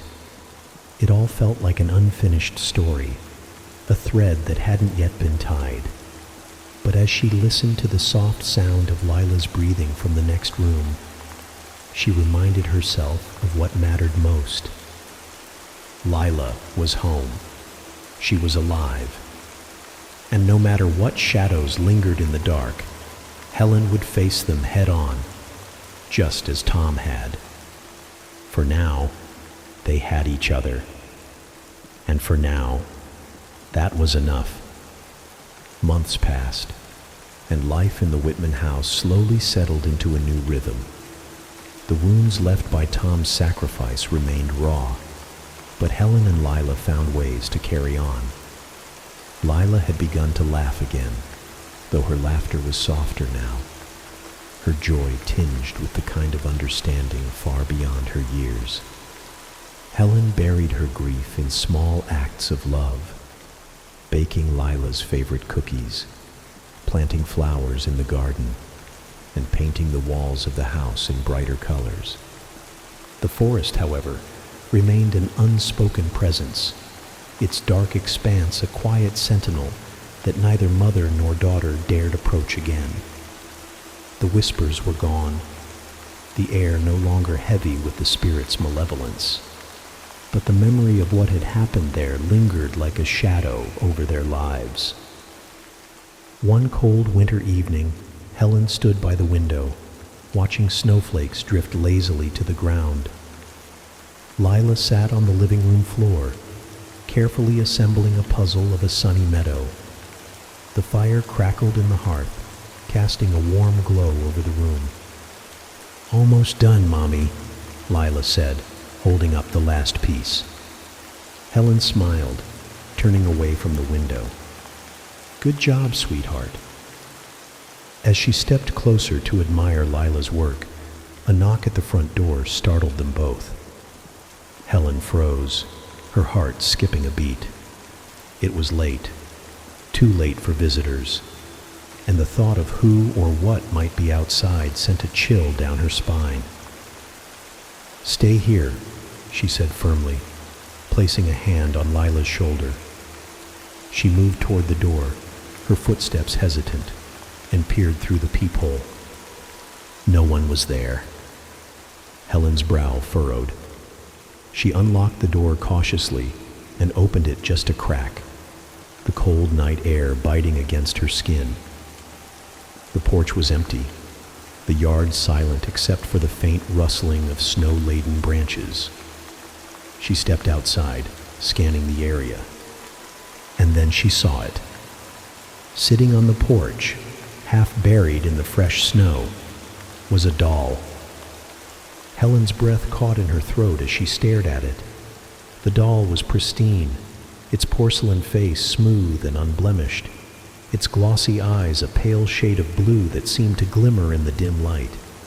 It wore a tailored suit, something between formal wear and old-fashioned children's clothing, and its tiny hands rested neatly on its lap.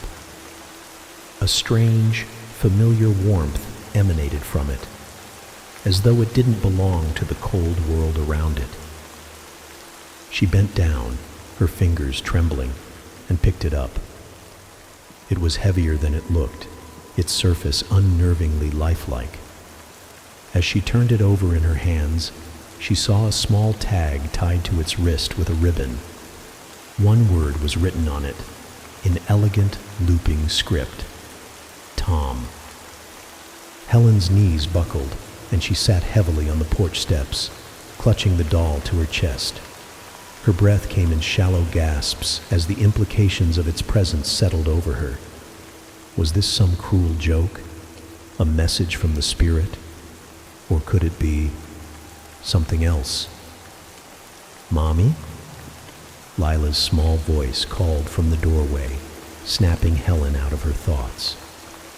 She quickly wiped her tears and stood, tucking the doll under her arm as she turned to face her daughter.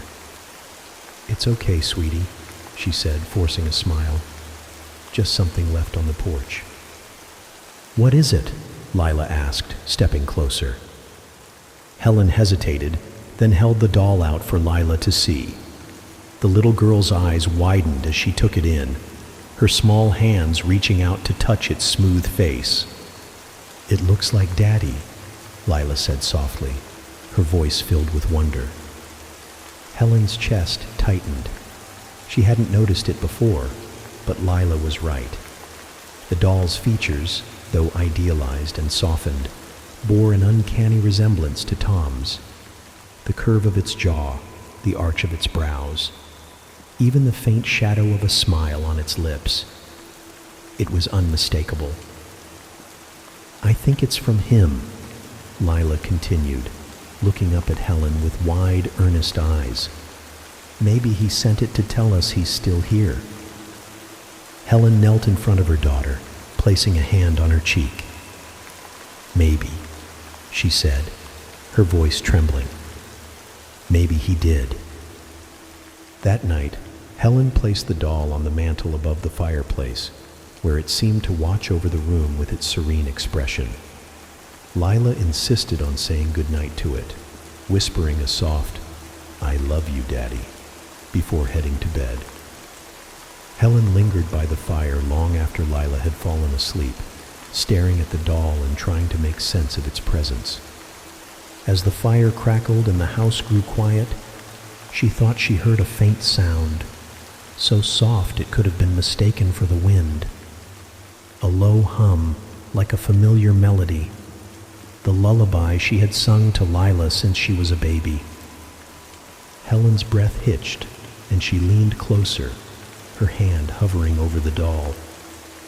The sound faded, leaving only the steady rhythm of her heartbeat pounding in her ears.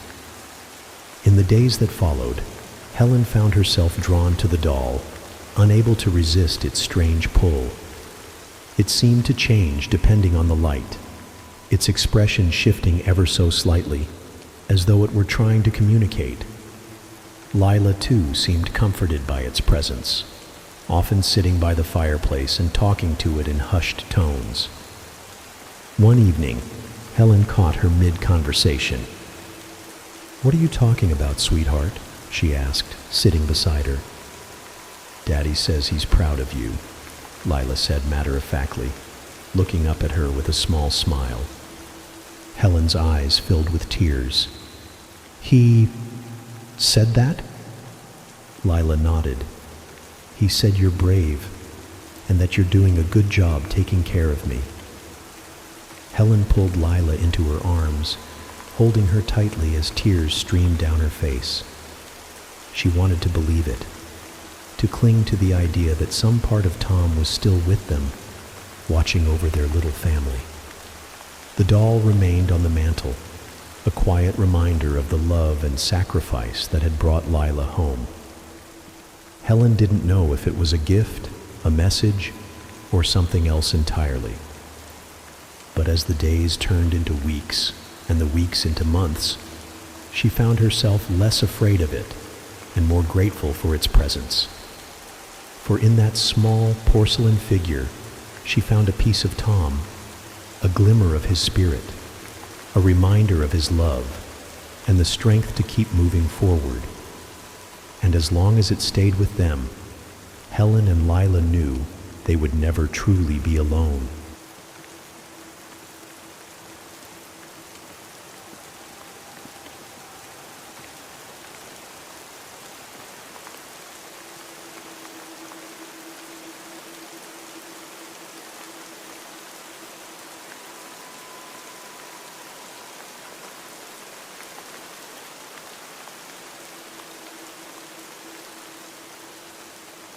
It was a misty autumn evening, the kind where the air seemed thick with the promise of rain, and the sun dipped below the horizon in a slow, reluctant descent.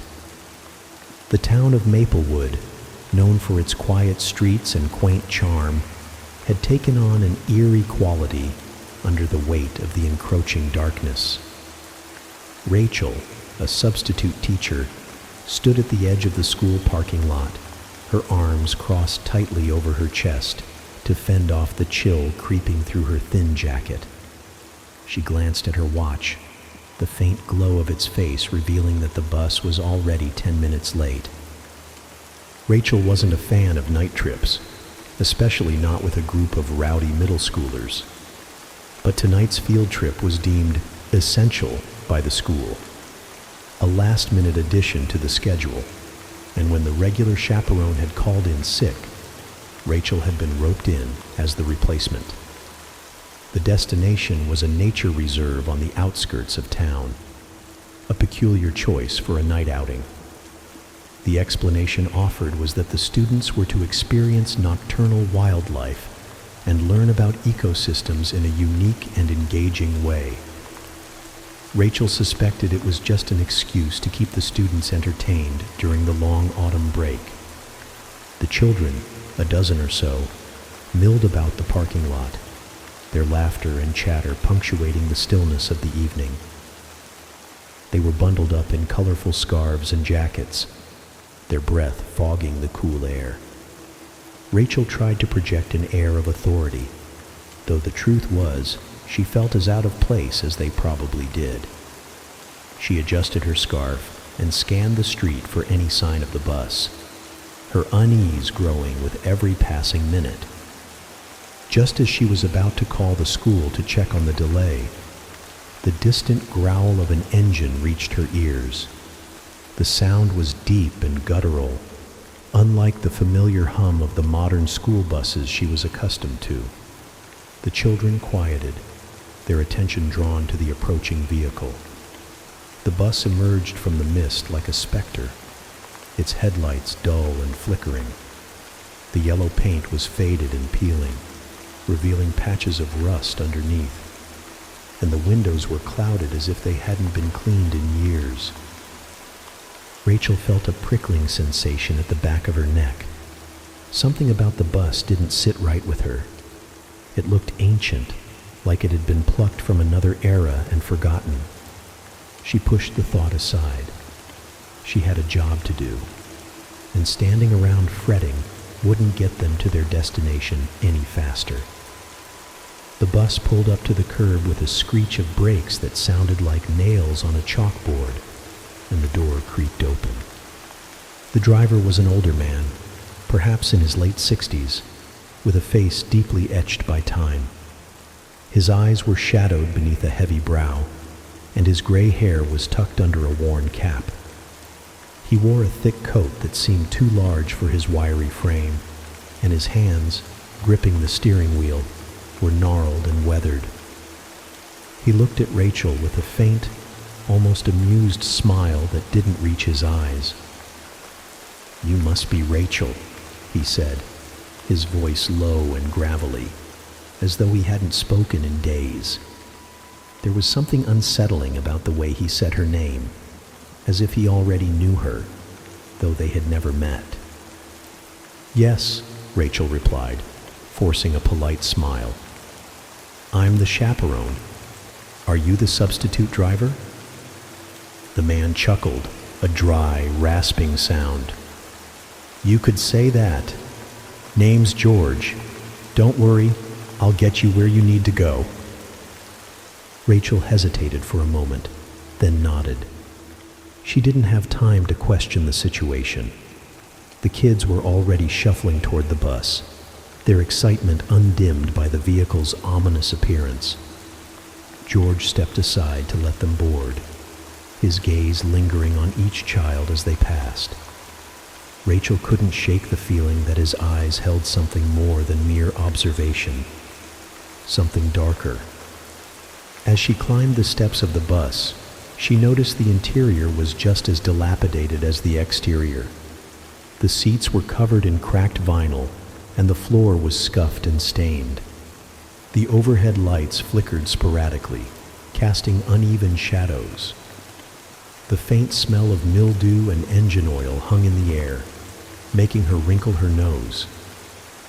The students quickly claimed their seats, their chatter resuming as they adjusted their backpacks and jackets.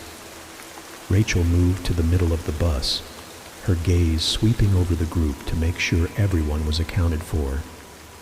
She couldn't shake the unease gnawing at her, but she told herself it was just nerves. After all, it was late, the bus was old, and George was a little odd. That didn't mean anything sinister was at play. "Everyone settled?" she called out, her voice steady despite her unease.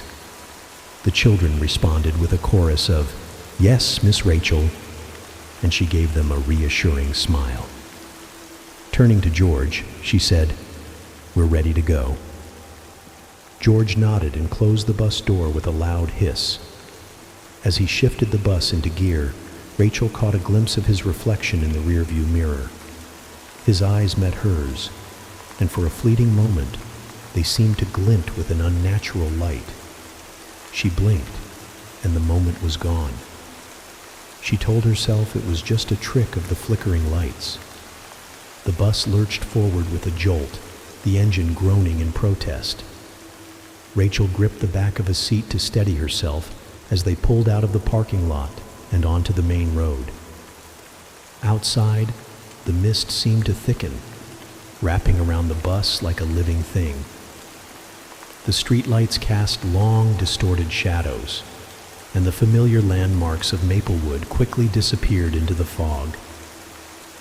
Rachel glanced at the children, who were now engrossed in their own conversations, oblivious to the strange atmosphere. She envied their innocence, their ability to find comfort in each other's company. She turned her attention back to the road, hoping the unsettling feeling would pass, as they got closer to their destination. But as the bus rumbled deeper into the misty night, Rachel couldn't shake the nagging sense that something was terribly, irrevocably wrong. The bus groaned as it moved onto the open road, its ancient engine sputtering like it was trying to catch its breath. The mist outside had thickened, swallowing the surrounding world until the view through the windows was nothing more than an endless sea of gray. Rachel sat on the edge of her seat, her fingers gripping the armrest tightly as she kept glancing back at the students.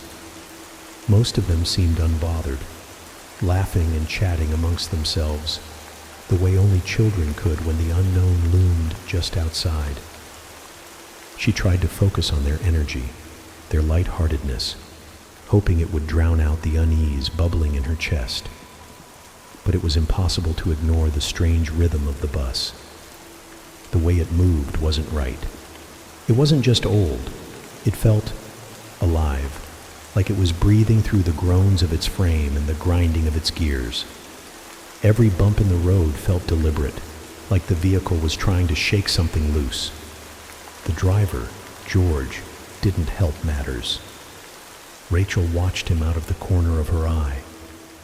His hands gripped the wheel with unnatural stiffness, the knuckles white and unmoving, as though they were part of the bus itself. His head tilted slightly to the side now and then, as if listening to something she couldn't hear. Whenever the flickering lights illuminated his face, the shadows made it look sharper, almost skeletal. She wanted to ask him again if they were on the right route, but the air between them felt heavy, like something was pressing down on her chest, squeezing the words back into her throat. The road ahead stretched endlessly into the fog, and Rachel began to notice something strange about it. The landscape outside, though barely visible, wasn't familiar. Maplewood wasn't a big town, and she knew most of its streets and back roads. But these weren't streets she recognized. The asphalt was uneven, riddled with cracks and overgrown with weeds that seemed to writhe in the dim glow of the bus headlights. There were no houses, no buildings, no signs of life. Just trees, twisted, gnarled trees with branches that clawed at the sky like they were trying to escape the earth. Rachel felt her stomach knot. She leaned forward slightly, forcing herself to speak, despite the tightness in her throat. "Excuse me, George?" she called, trying to keep her voice calm, casual. "Are we on the right route? This doesn't look familiar." For a moment, George didn't respond. His eyes stayed fixed on the road, and Rachel wondered if he'd even heard her. Then, without looking back, he spoke. "Don't worry. We're exactly where we need to be." His voice was low, almost a growl, and there was something in it that made the hairs on the back of Rachel's neck stand on end. "That's not what I meant," she pressed, her voice firmer now. "This road doesn't look like—" "Relax," George interrupted, his tone sharpening just enough to silence her. "You'll get there." Rachel sank back into her seat, her heart pounding. The way he'd said it wasn't reassuring. It was final, like an order rather than a promise. She glanced back at the students again. A few of them had started to quiet down, their energy dimming as the strange atmosphere settled over them. One boy, Peter, was staring out the window, his face pale and his lips pressed into a thin line. "What's wrong, Peter?" she asked, her voice softer this time. She hoped engaging with the kids might distract her from her growing fear. Peter turned to her, his eyes wide. "Miss Rachel, I think I saw something." Her chest tightened. "What do you mean? What did you see?" He hesitated, glancing at the window as if expecting whatever he'd seen to appear again. "I don't know. It was a person, I think." But they were standing in the middle of the road, and the bus didn't stop. It just went right through them. Rachel felt a cold chill sweep over her. She forced a smile, though it felt brittle. "It's probably just the fog playing tricks on your eyes, Peter. Don't worry, okay?" Peter nodded, but he didn't look convinced. Rachel wasn't sure she was either. She turned her gaze back to the window, squinting into the swirling mist. Her reflection stared back at her, pale and ghostly, but beyond that, there was nothing. Still, she couldn't shake the feeling that they weren't alone on this road. The bus began to jolt more violently, as if the road itself was protesting their passage.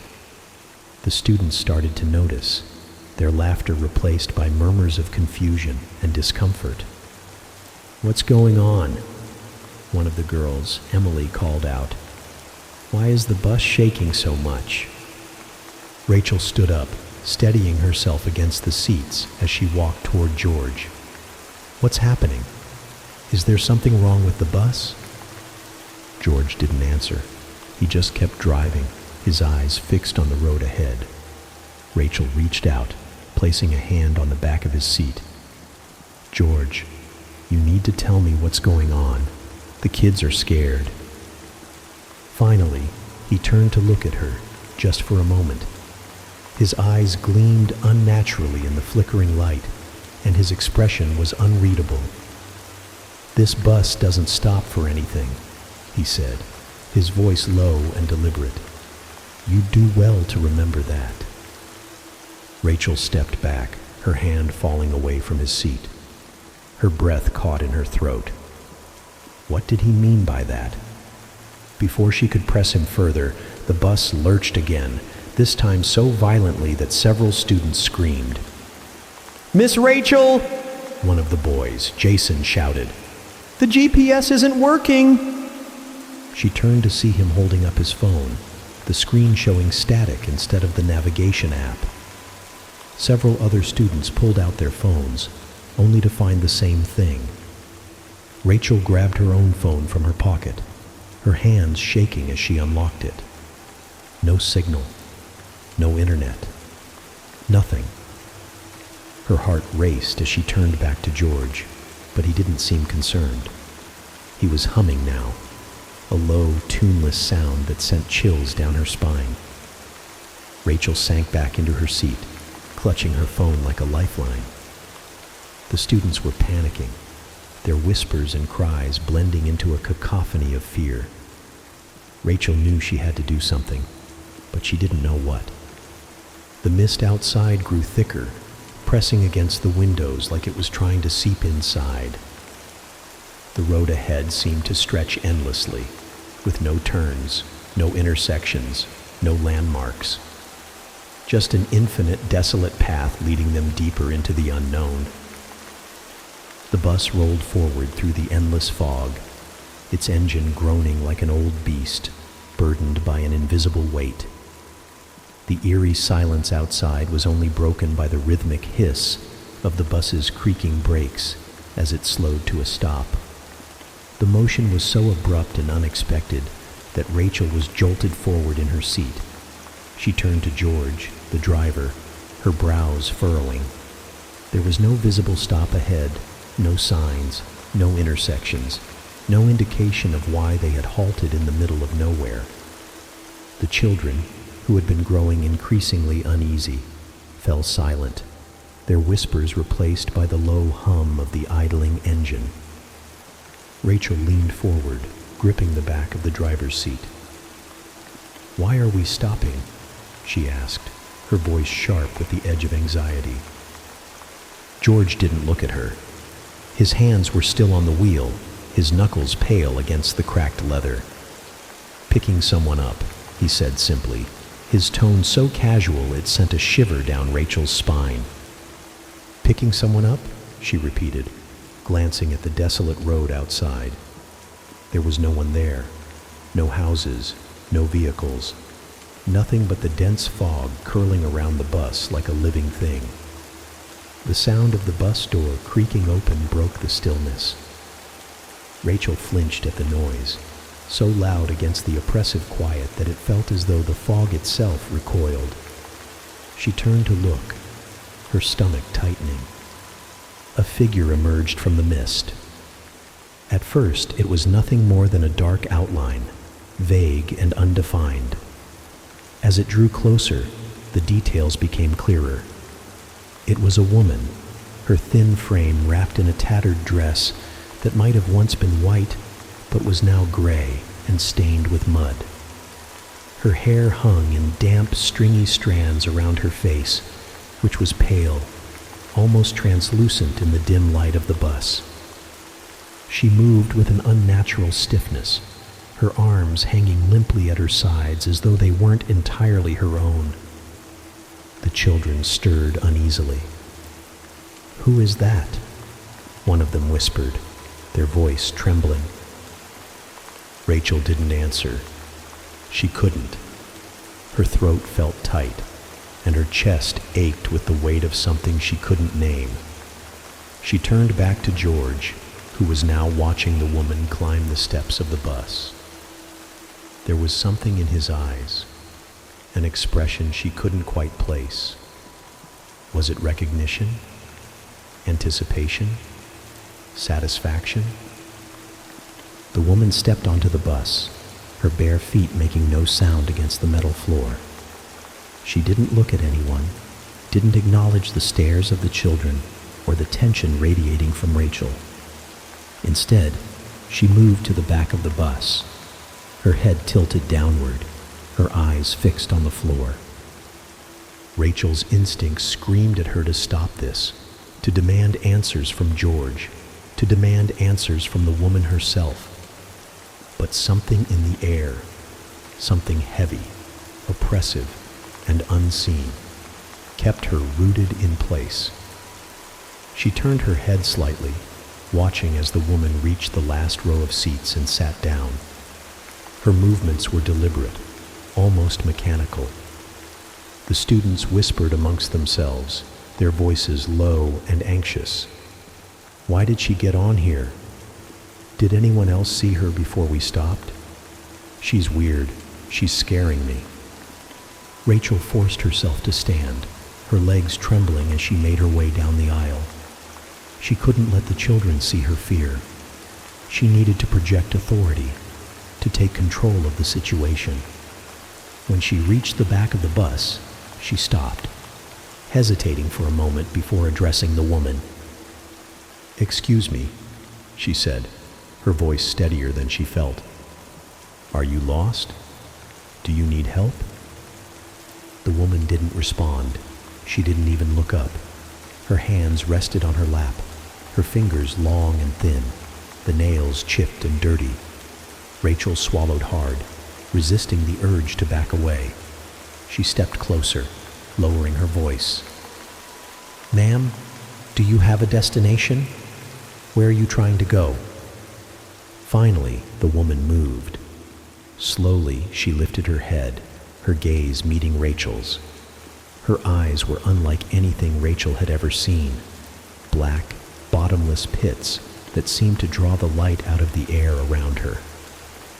Rachel gasped, stumbling back a step, her heart pounding in her chest. "You shouldn't have stopped," the woman said, her voice low and hollow, echoing as though it came from a great distance. Before Rachel could respond, George's voice cut through the tension like a blade.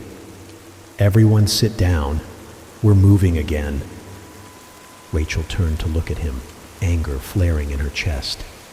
"You can't just let someone on the bus without—" "Sit down," George interrupted, his tone colder, sharper. His eyes met hers in the rearview mirror, and for a moment, she thought she saw them flicker with that same unnatural glint she'd noticed earlier. Swallowing her protest, Rachel turned back to the woman, who was now staring straight ahead, her expression blank. Rachel's instincts screamed at her to get the children off the bus, to abandon this strange journey and find another way home. But something about the air, the fog, the oppressive weight of the atmosphere, made her feel like there was no choice but to keep moving. Reluctantly, she returned to her seat, her hands gripping the armrests tightly as the bus lurched forward once more. The students' whispers grew louder, their fear palpable now. Rachel turned to reassure them, but the words died in her throat when she glanced back at the woman. She was no longer staring ahead. Instead, her gaze was fixed on the students, her lips curling into a faint, unnatural smile that made Rachel's blood run cold. As the bus rumbled onward, Rachel couldn't shake the feeling that the woman's presence had shifted something in the air, something fundamental and irreversible. The road stretched ahead, endless and unfamiliar, and for the first time that evening, Rachel felt the full weight of the journey they had embarked upon. It wasn't just a ride anymore. It was a passage into something far darker. The bus moved deeper into the fog, the world outside the windows fading into a swirling mass of gray that seemed to stretch forever. Rachel sat tensely in her seat, her eyes darting between the students and the road ahead. The uneasy atmosphere inside the bus had thickened since the woman boarded, a palpable tension hanging in the air. The children, once loud and boisterous, were now subdued, their whispers barely audible over the groaning engine.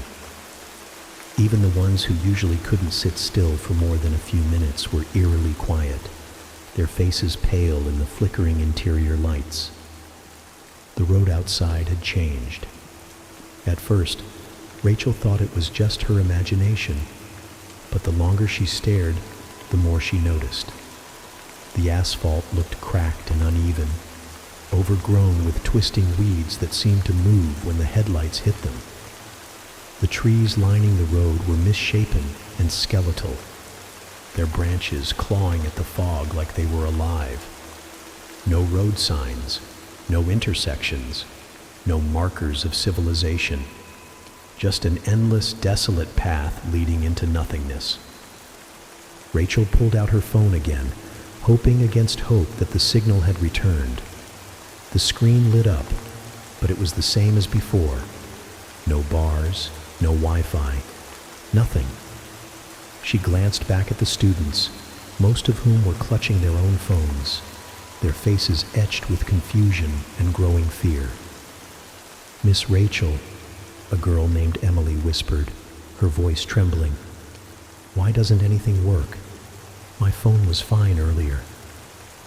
"I don't know, Emily," Rachel admitted, trying to keep her voice calm. "Maybe it's the fog interfering with the signal. Let's just stay calm and focus on getting to the reserve." But even as she spoke, she didn't believe her own words. Something about the road, the fog, the bus itself, felt wrong in a way she couldn't explain. It was more than just the absence of landmarks or the dead phones. It was a heaviness in the air, a feeling that they were being watched by something unseen. The bus jolted suddenly, the movement so violent that several students screamed.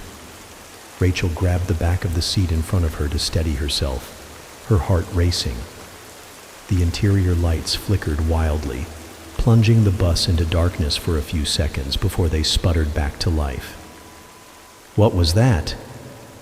Jason, a boy sitting near the front, called out, his voice high-pitched with fear.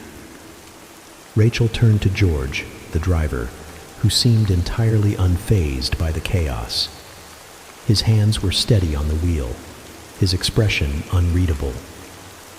"Just the road," he muttered without looking back. "These old routes can be rough." Rachel frowned. "Old routes? This doesn't look like any route I've seen around here. Are you sure we're going the right way?" George didn't answer. Instead, he pressed his foot on the gas, and the bus accelerated, its engine roaring louder than before. Rachel's unease deepened. She considered demanding that he stop the bus and let them off, but the thought of stepping into the fog made her stomach turn. Where would they go? There was nothing out there. Nothing but the suffocating gray. The students had started murmuring again, their voices hushed but frantic. Rachel turned to them, raising her hands to calm them. "It's okay," she said, forcing a reassuring smile. "We're just having a little trouble with the road. Everything's fine." But it wasn't fine. As she looked back at the students, her gaze drifted toward the rear of the bus, where the strange woman sat. She was staring out the window, her expression blank. Her presence was unsettling. But what unnerved Rachel more was the fact that she hadn't moved, not once, since she'd taken her seat. Not a shift of her body, not a tilt of her head. It was as if she were frozen in place, a mannequin rather than a person. Rachel's thoughts were interrupted by a sharp sound, like fingernails scraping against glass. She froze, her eyes snapping to the windows. The students had heard it too. They were looking around nervously, their breaths shallow. The sound came again, this time louder, closer. It was coming from outside the bus, moving along the windows as though something, or someone, was trailing them in the fog. "Did you hear that?" Peter whispered, his voice barely audible. Rachel nodded, her throat tight. She stood slowly, her legs shaky as she walked toward the nearest window. Her breath fogged the glass as she leaned closer, trying to see through the swirling mist. At first, there was nothing, just the faint reflection of her pale face and the dim glow of the bus's interior lights. But then, a shape appeared. It was faint, barely more than a shadow, but it was there, moving alongside the bus. Rachel's heart raced as she squinted, trying to make out the figure. It was tall, unnaturally so, with long, spindly limbs that seemed to glide rather than walk. Its face, or what she thought was its face, was featureless, a smooth, pale surface that sent a wave of nausea rolling through her. She stumbled back, her hand clutching the seat for support. "What is it?" Emily asked, her voice high and panicked. "I don't know," Rachel admitted, her voice shaking. "Everyone stay in your seats. Don't move." The scraping sound grew louder, more insistent, as though the thing outside was trying to claw its way in. The students huddled together, their faces pale with fear. Rachel turned to George, desperation rising in her chest. "We need to stop the bus," she said, her voice breaking. "Something is out there. We can't keep going." George didn't respond. His eyes were fixed on the road, his hands gripping the wheel tighter than ever. "We can't stop," he said finally, his voice low and almost amused. "Stopping would be worse." "Worse? What are you talking about?" Rachel demanded, her voice rising. George glanced at her in the rearview mirror, his eyes glinting with that strange, unnatural light she'd seen before. "This bus doesn't stop for anyone or anything. You'd do well to remember that." Rachel felt a chill run down her spine. She turned back to the students, her mind racing. The thing outside the bus was still there, its shadowy form barely visible through the fog. But now, there was another sound, a low, guttural growl that seemed to come from all around them. It was deep, resonant, and filled with a primal menace that made Rachel's blood run cold. The growl grew louder, closer, as though whatever was making it was circling the bus. The lights flickered again, plunging them into brief moments of darkness that felt like an eternity. When the lights came back, Rachel thought she saw something, just for a second, pressed against the window. A face, pale and twisted, with wide, staring eyes, and a mouth stretched into an unnatural grin. The students screamed, their cries blending with the roar of the engine and the growling outside. Rachel's instincts screamed at her to do something, to take control, but she was frozen, paralyzed by the overwhelming sense of dread. She turned back to George, but he was smiling now, his expression calm and almost smug. "We're almost there," he said, his voice carrying a strange finality. "Just hold on." Rachel didn't know what he meant, but she had the sinking feeling that wherever there was, it wasn't anywhere she wanted to go. The chaos in the bus had reached a fever pitch, the children's panicked cries blending with the unsettling groans of the ancient vehicle as it rumbled down the endless road. Rachel stood near the front, gripping the overhead rail to steady herself as the bus jolted and swayed. She turned to George, her voice sharp and pleading. "You need to stop this bus now." George didn't even flinch. His hands remained firmly on the wheel, his eyes locked on the endless road ahead. "Stopping won't help," he said flatly, his voice devoid of emotion. "Not now." Rachel felt a surge of frustration and fear. "What do you mean, not now? The kids are terrified. Something is out there." Her voice was rising, but she didn't care. The oppressive weight of the situation was pressing down on her, suffocating her with every second. George's lips curved into the faintest hint of a smile, though his eyes remained fixed on the road. "There's no out there, Miss Rachel," he said cryptically. "It's all part of the journey." Before Rachel could respond, a blood-curdling scream erupted from the back of the bus. She spun around, her heart leaping into her throat. The children were huddled together, their faces pale with terror, their wide eyes fixed on an empty seat near the rear. Rachel pushed past the rows of seats, her pulse pounding as she made her way toward the source of the commotion. "What happened?" she demanded, her gaze darting between the students. Most of them were too frightened to speak, their trembling hands clutching at each other for comfort. Finally, Emily, the quiet girl who rarely spoke, pointed a shaking finger at the empty seat. "It was Eric," she whispered, her voice barely audible. "He was sitting there, and then he was just gone." Rachel's stomach churned. "What do you mean, gone? Did he move to another seat? Did he hide somewhere?" Emily shook her head frantically, her eyes welling with tears. "No, Miss Rachel. He didn't move. He just disappeared, like he wasn't there anymore." Rachel turned to the other children, searching their faces for confirmation. They all nodded, their expressions a mix of fear and confusion. "I don't understand," Rachel murmured, more to herself than to them. "He has to be here somewhere."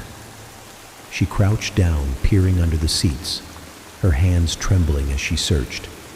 There was no sign of Eric, no backpack, no jacket, no trace that he had ever been there at all. It was as if he had simply vanished into thin air. Her breath quickened as she stood, clutching the back of a seat for support. "This doesn't make sense," she muttered. Turning back to the students, she forced a weak smile, though her voice betrayed her rising panic. "Stay calm. I'm sure there's an explanation. Maybe Eric moved when we weren't looking.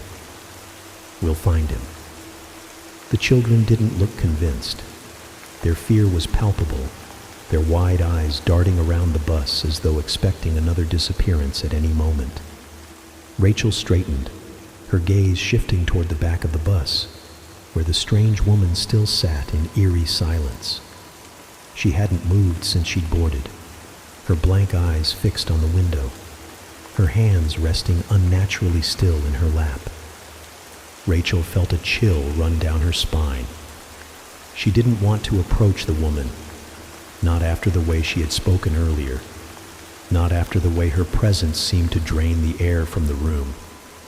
But she had no choice.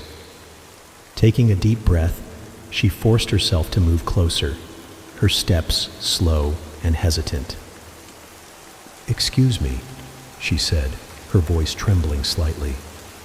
The woman didn't respond, didn't even blink. Rachel licked her lips nervously and tried again. "Did you see what happened to the boy sitting here? Did he move?" The woman turned her head slowly, her eyes locking onto Rachel's with an intensity that made her stomach twist. There was something wrong with her gaze, something deep and unsettling, as though she were staring into Rachel rather than at her. "He's not your concern anymore," the woman said, her voice low and cold. "He's where he's meant to be." Rachel took an involuntary step back, her hands clenching into fists. "What does that mean? Where is he? What did you see?" The woman's lips curled into a faint, knowing smile. "It doesn't matter. You'll understand soon enough." Before Rachel could respond, another scream echoed through the bus, this one even louder and more desperate than the last. She turned just in time to see another seat empty, its former occupant, a boy named Liam, nowhere to be seen. The children erupted into chaos, their cries and shouts filling the confined space as they scrambled to press themselves against the windows, away from the now vacant seat. "No, no, no," Rachel whispered, her voice trembling. She turned to George, panic gripping her chest like a vice. "George, stop the bus. We need to get out of here." George glanced at her in the rearview mirror, his expression calm, almost amused. "You still don't get it, do you?" he said, his tone maddeningly casual. "This isn't a trip you can just step off of." "What are you talking about?" Rachel shouted, her voice cracking. "The kids are disappearing. We need to do something." George shook his head, his eyes glinting with that same unnatural light. "This bus takes its passengers where they're meant to go. It's not up to me, and it's not up to you." Rachel stared at him, her mind racing.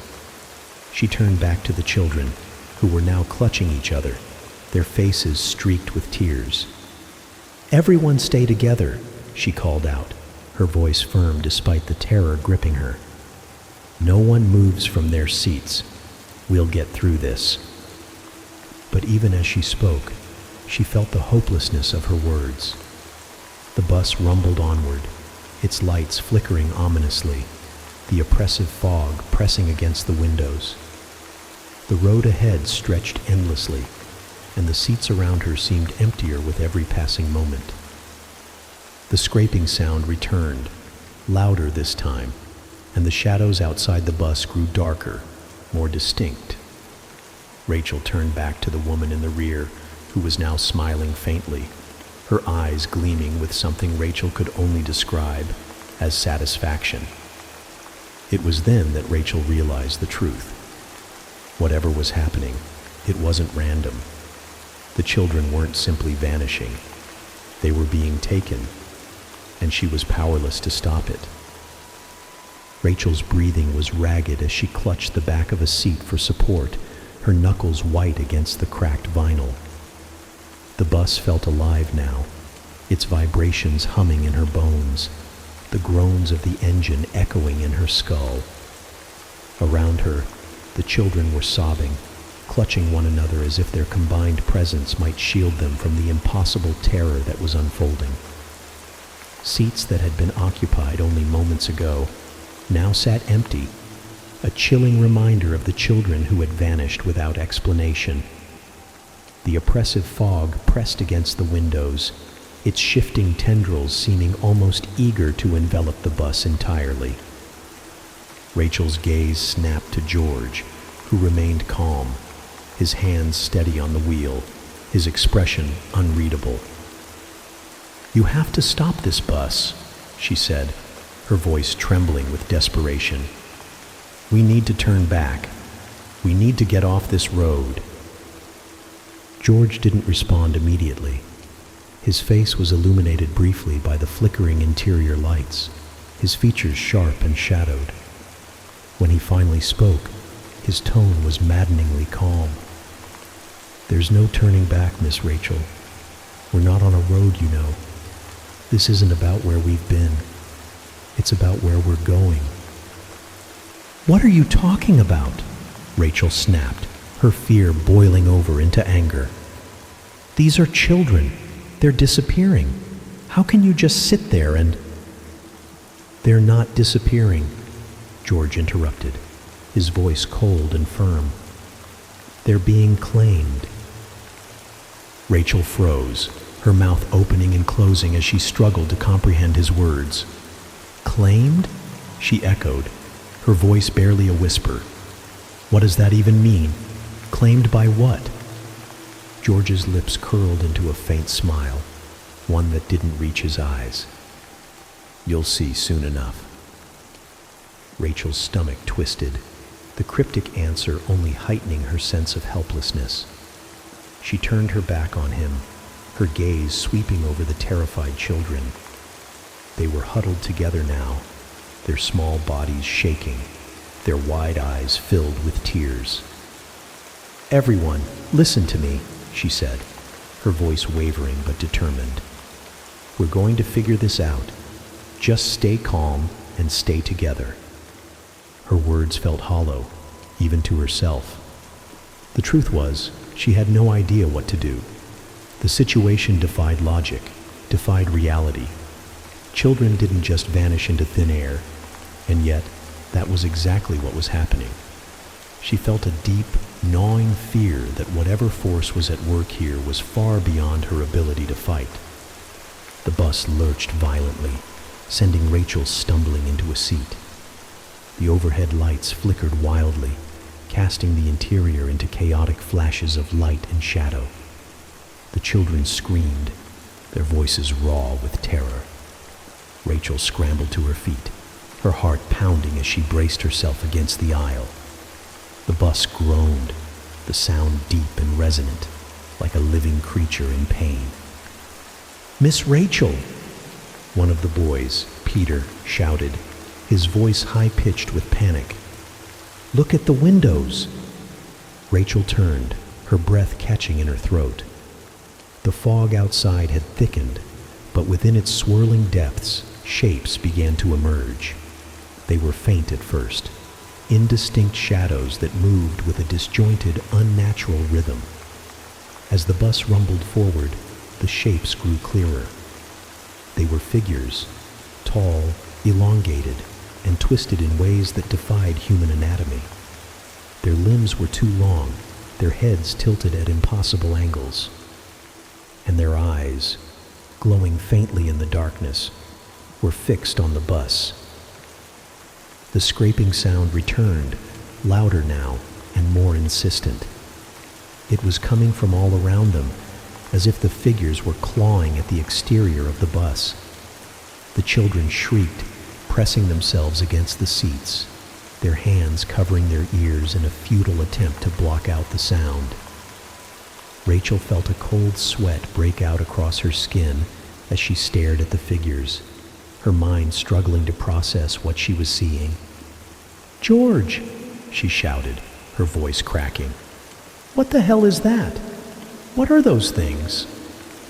"They're here for the passengers," George replied, his tone disturbingly nonchalant. "It's what they do."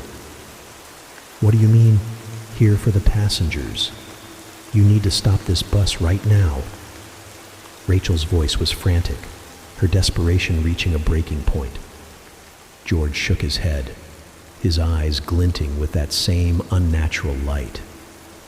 "Stopping won't change anything. It'll only make it worse." Rachel felt her knees weaken as she turned back to the children. She needed to do something, anything, to protect them. Her gaze fell on the strange woman at the back of the bus, who had remained eerily calm throughout the entire ordeal. Her hands were folded neatly in her lap, her expression serene, as if she were merely a spectator to the chaos unfolding around her. "You," Rachel said, storming toward her. "You know something. Tell me what's going on. What are those things? What's happening to these kids?" The woman lifted her head slowly, her dark, hollow eyes meeting Rachel's. There was something in her gaze, something ancient and knowing, that made Rachel's skin crawl. "They were marked the moment they stepped onto this bus," the woman said, her voice soft, but filled with an unsettling certainty. "You can't save them. You were never meant to." Rachel's stomach twisted, her hands balling into fists. "What are you talking about? I'm not going to let anything happen to them." The woman tilted her head, her expression almost pitying. "You can't fight what's already been decided. The bus only takes those who are meant to go." "Meant to go where?" Rachel demanded, her voice shaking with anger and fear. The woman didn't answer. Instead, she turned her gaze back to the window, her lips curling into a faint smile.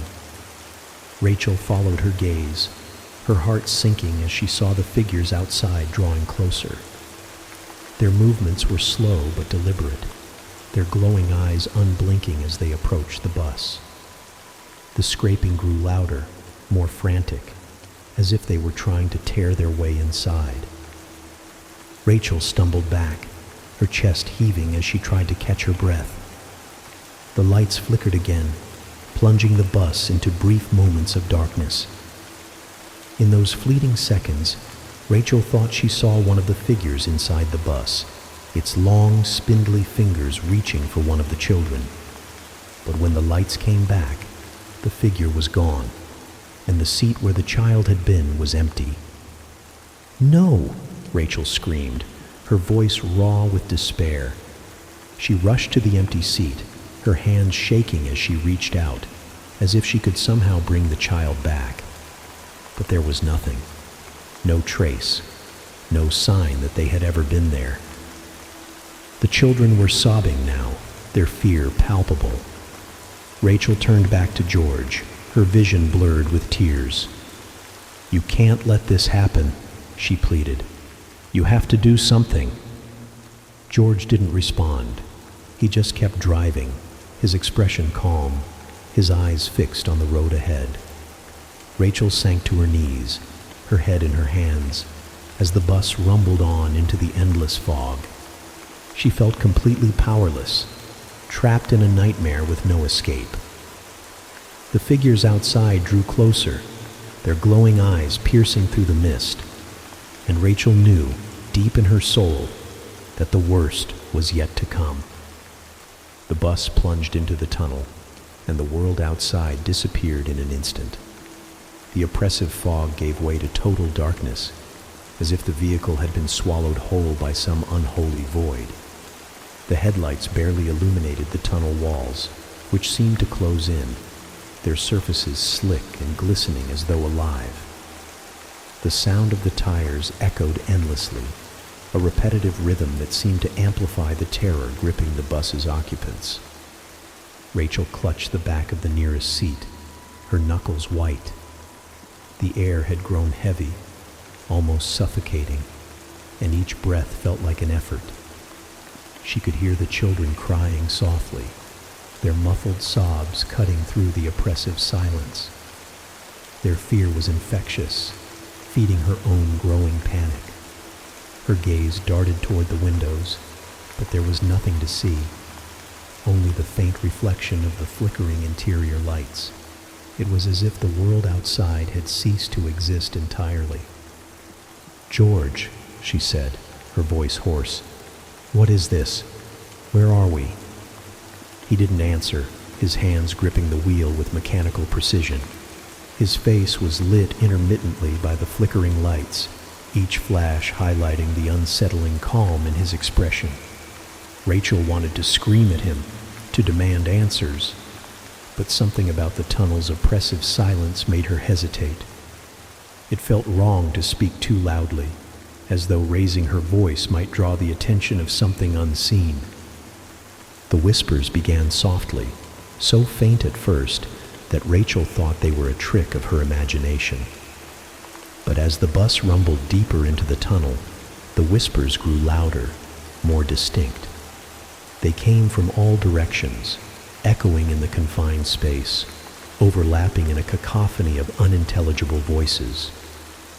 Rachel turned her head, trying to pinpoint the source, but it was impossible. The whispers seemed to come from the very walls of the tunnel, from the shadows that danced in the dim light. The children heard them too. Emily clutched Peter's arm, her eyes wide with terror.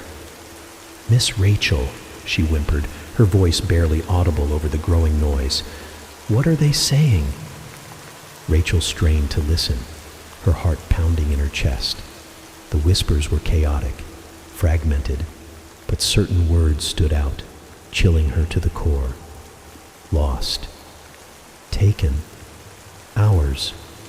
The words repeated like a chant, growing louder with each passing second. "Stay calm," Rachel said, though her voice trembled. "Just stay together. Don't listen to them." But it was impossible not to listen. The whispers were everywhere, seeping into their ears, their minds, like a toxic fog. Rachel pressed her hands over her ears, but the voices only grew louder, as if they were inside her head. She glanced at George, who remained unfazed, his expression unchanging. If he heard the whispers, he gave no sign. Suddenly, the bus jolted violently, throwing Rachel off balance. She stumbled into a seat, clutching the armrest for support. The children screamed, their cries echoing through the bus. The lights flickered wildly, plunging them into brief moments of darkness that felt endless. In those fleeting seconds, Rachel saw shapes moving in the shadows, tall, twisted figures that seemed to melt into the darkness when the lights came back on. One of the boys, Jason, was sobbing uncontrollably.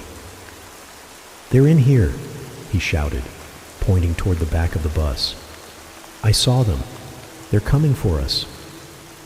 Rachel turned, her heart racing.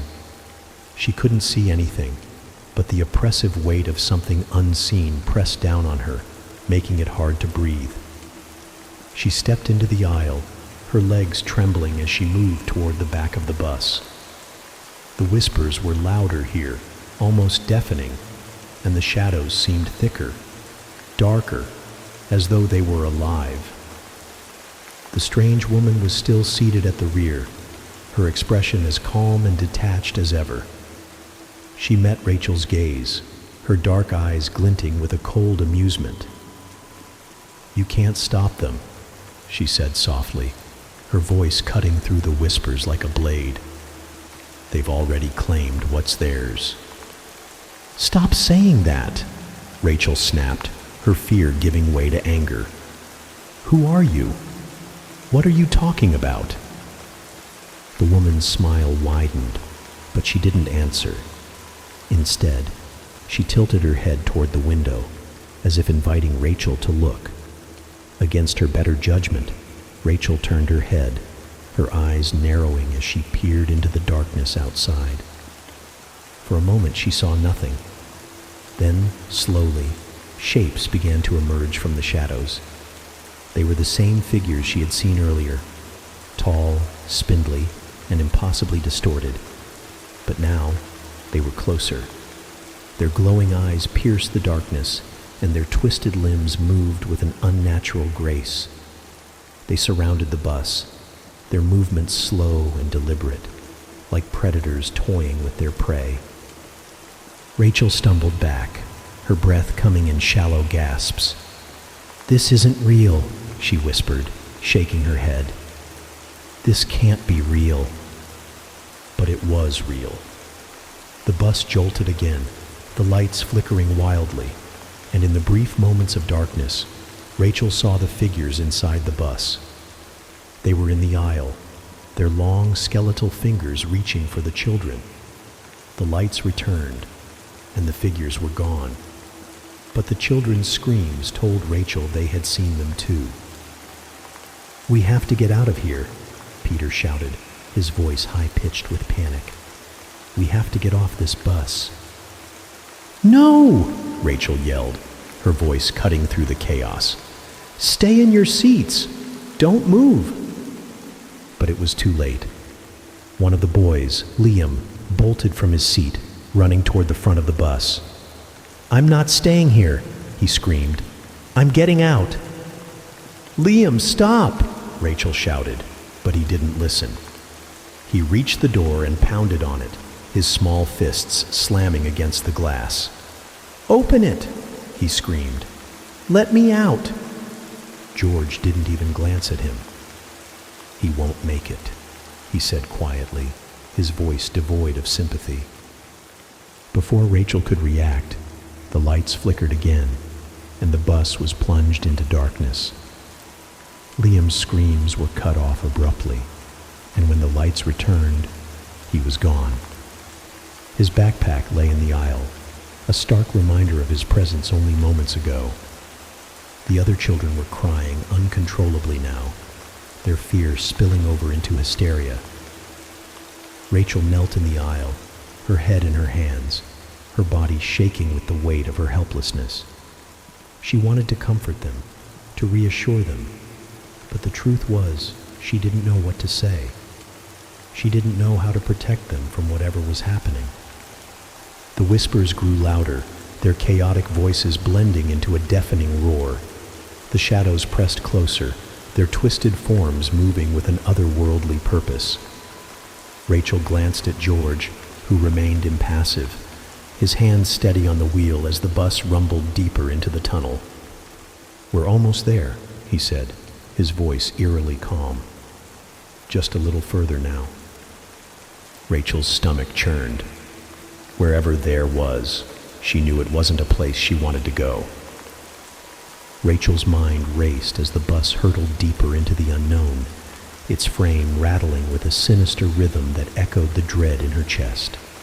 The whispers had become a deafening roar, filling the air with overlapping voices that seemed to speak directly to her fears. Each word felt like a shard of ice piercing her thoughts. End. Sacrifice. Fate. The children clung to each other, their terrified sobs cutting through the oppressive cacophony. Rachel felt like she was suffocating, the weight of their collective fear pressing down on her like a physical force.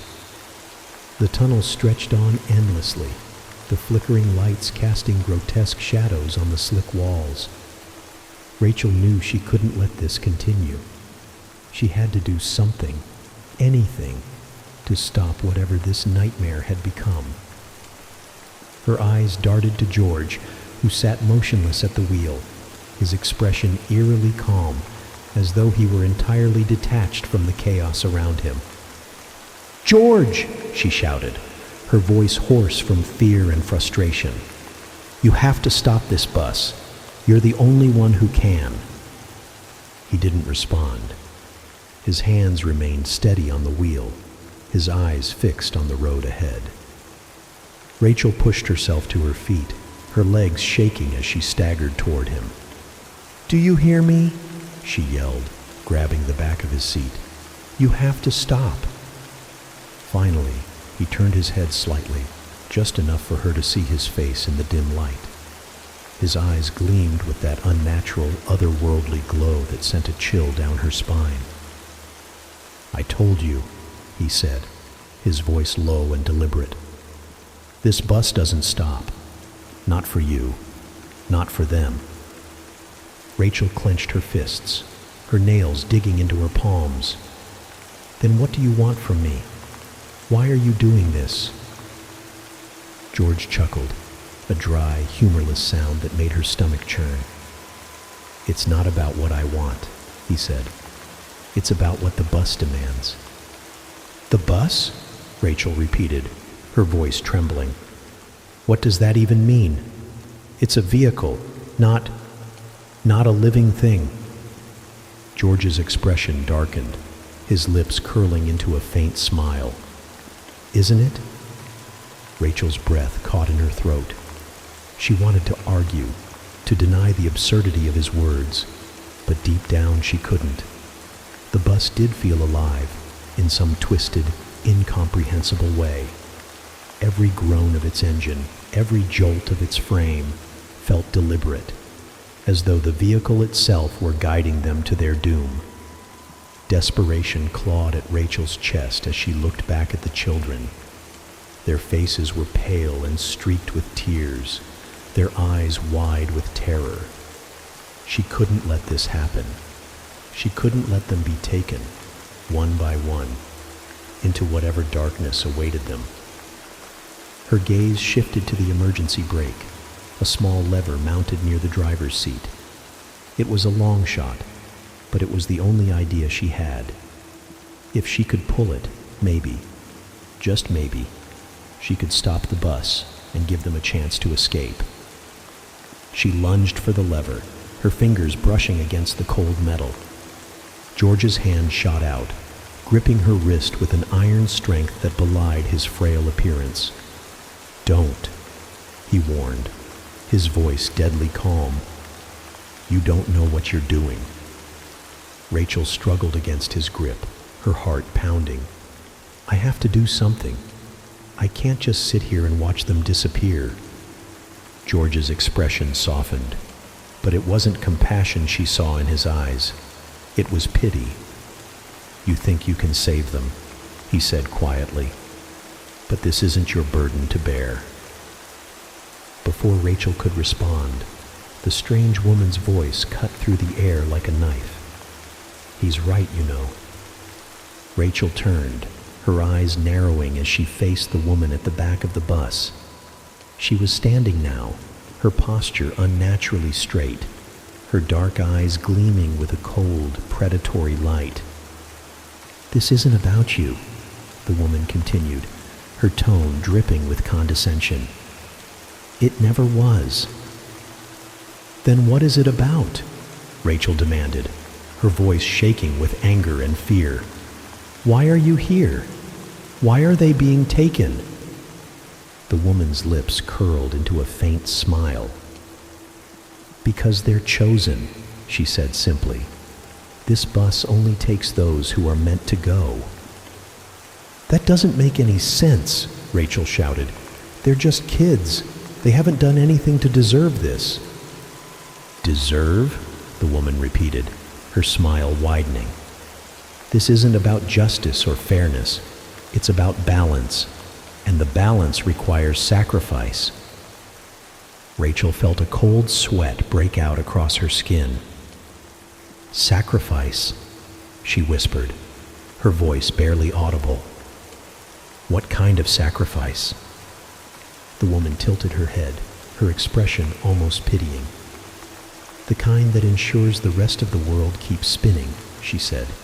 "A price must be paid, and they were marked to pay it." Rachel's mind raced, her thoughts spiraling into chaos. She couldn't accept this. She wouldn't. There had to be another way. She looked at the children, huddled together in fear, and made a decision. "Take me," she said, her voice firm. "Take me instead." The woman raised an eyebrow, her smile fading. "You're willing to take their place?" "Yes," Rachel said without hesitation. "If it'll save them, then yes." The woman studied her for a moment, her gaze piercing. Then she nodded slowly. "Very well, but you must choose to accept the burden willingly." Rachel felt her chest tighten. "What does that mean?" The woman reached into her coat and pulled out a piece of parchment, yellowed with age, along with an ornate pen. "Sign this," she said, holding it out to Rachel. "Your name, in ink. That's all it takes." Rachel hesitated, her hands trembling. The parchment seemed to pulse with a faint, unnatural glow, and the pen felt warm in her hand. She glanced at George, who was watching her with an unreadable expression. "You don't have to do this," he said quietly. "But if you do, there's no turning back." Rachel swallowed hard, her gaze shifting back to the children. Their tear-streaked faces stared at her, their fear mingling with a glimmer of hope. She knew she couldn't let them down. Taking a deep breath, she pressed the pen to the parchment and signed her name. The moment the ink dried, the bus shuddered violently, and the whispers stopped. The oppressive darkness lifted, replaced by an eerie silence.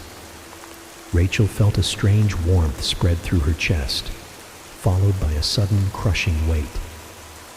She fell to her knees, gasping for air, as the bus seemed to come alive around her, its vibrations resonating in her very bones. The woman smiled, tucking the parchment away. "It's done," she said simply. Rachel looked up, her vision blurred. The children were safe, their expressions a mix of confusion and relief. But she knew the cost of their salvation. She could feel it in every fiber of her being. She had become part of the bus now, bound to its endless, cursed journey. As the vehicle rumbled forward, Rachel realized the terrible truth. She hadn't saved them. She had only delayed the inevitable. The bus would continue its journey. Its hunger never sated, and she was now its unwilling servant. The bus continued its journey, the rumbling engine carrying a strange, almost predatory rhythm as it tore through the endless darkness. Rachel knelt on the floor, her chest heaving, her vision swimming with dizziness and exhaustion. Her hand still clutched the pen she had used to sign her name, the metal unnaturally warm against her palm. The strange woman had retaken her seat, her posture relaxed, as if the events of the past few minutes were nothing more than a mundane transaction. Rachel's mind raced, trying to piece together what had just happened. She had signed the parchment, agreed to take the children's place, but the weight of her decision was only now beginning to settle in. Her body felt different, heavier, slower, like the life was being drained from her with every passing moment. She pushed herself to her feet, wobbling slightly as she gripped the back of a seat for support. The children were watching her, their faces pale and tear-streaked. They looked relieved, though confused, as if they didn't fully understand what had just occurred. Rachel tried to force a reassuring smile, but it felt hollow, a mask she couldn't maintain.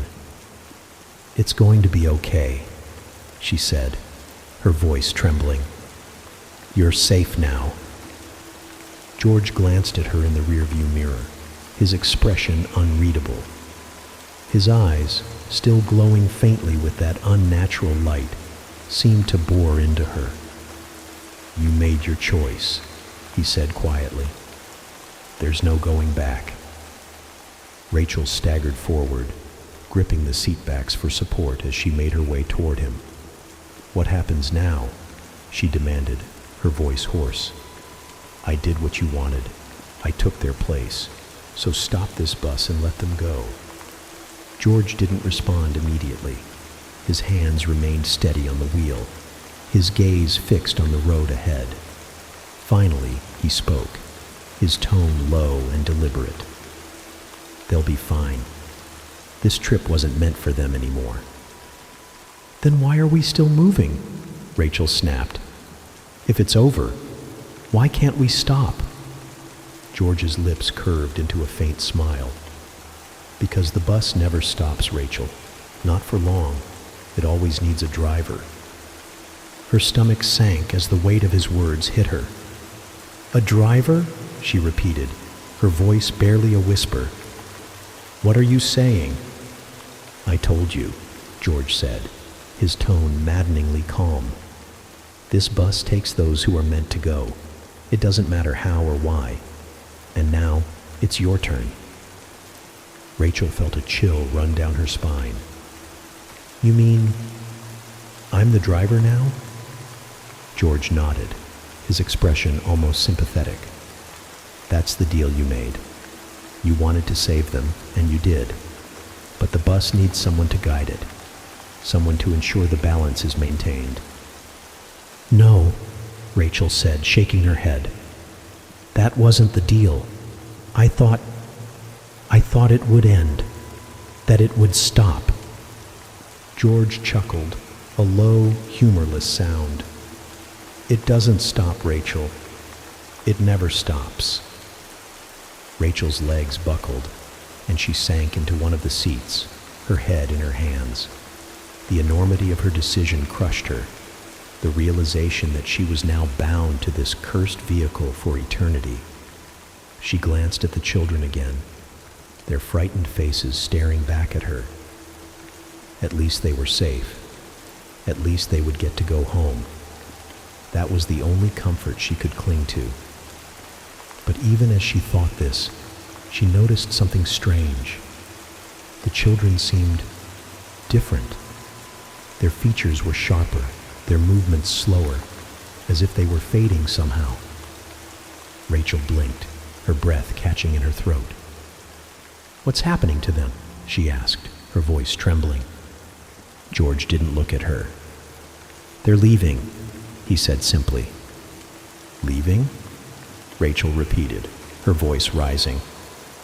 "What does that mean?" "They're not part of this anymore," George explained.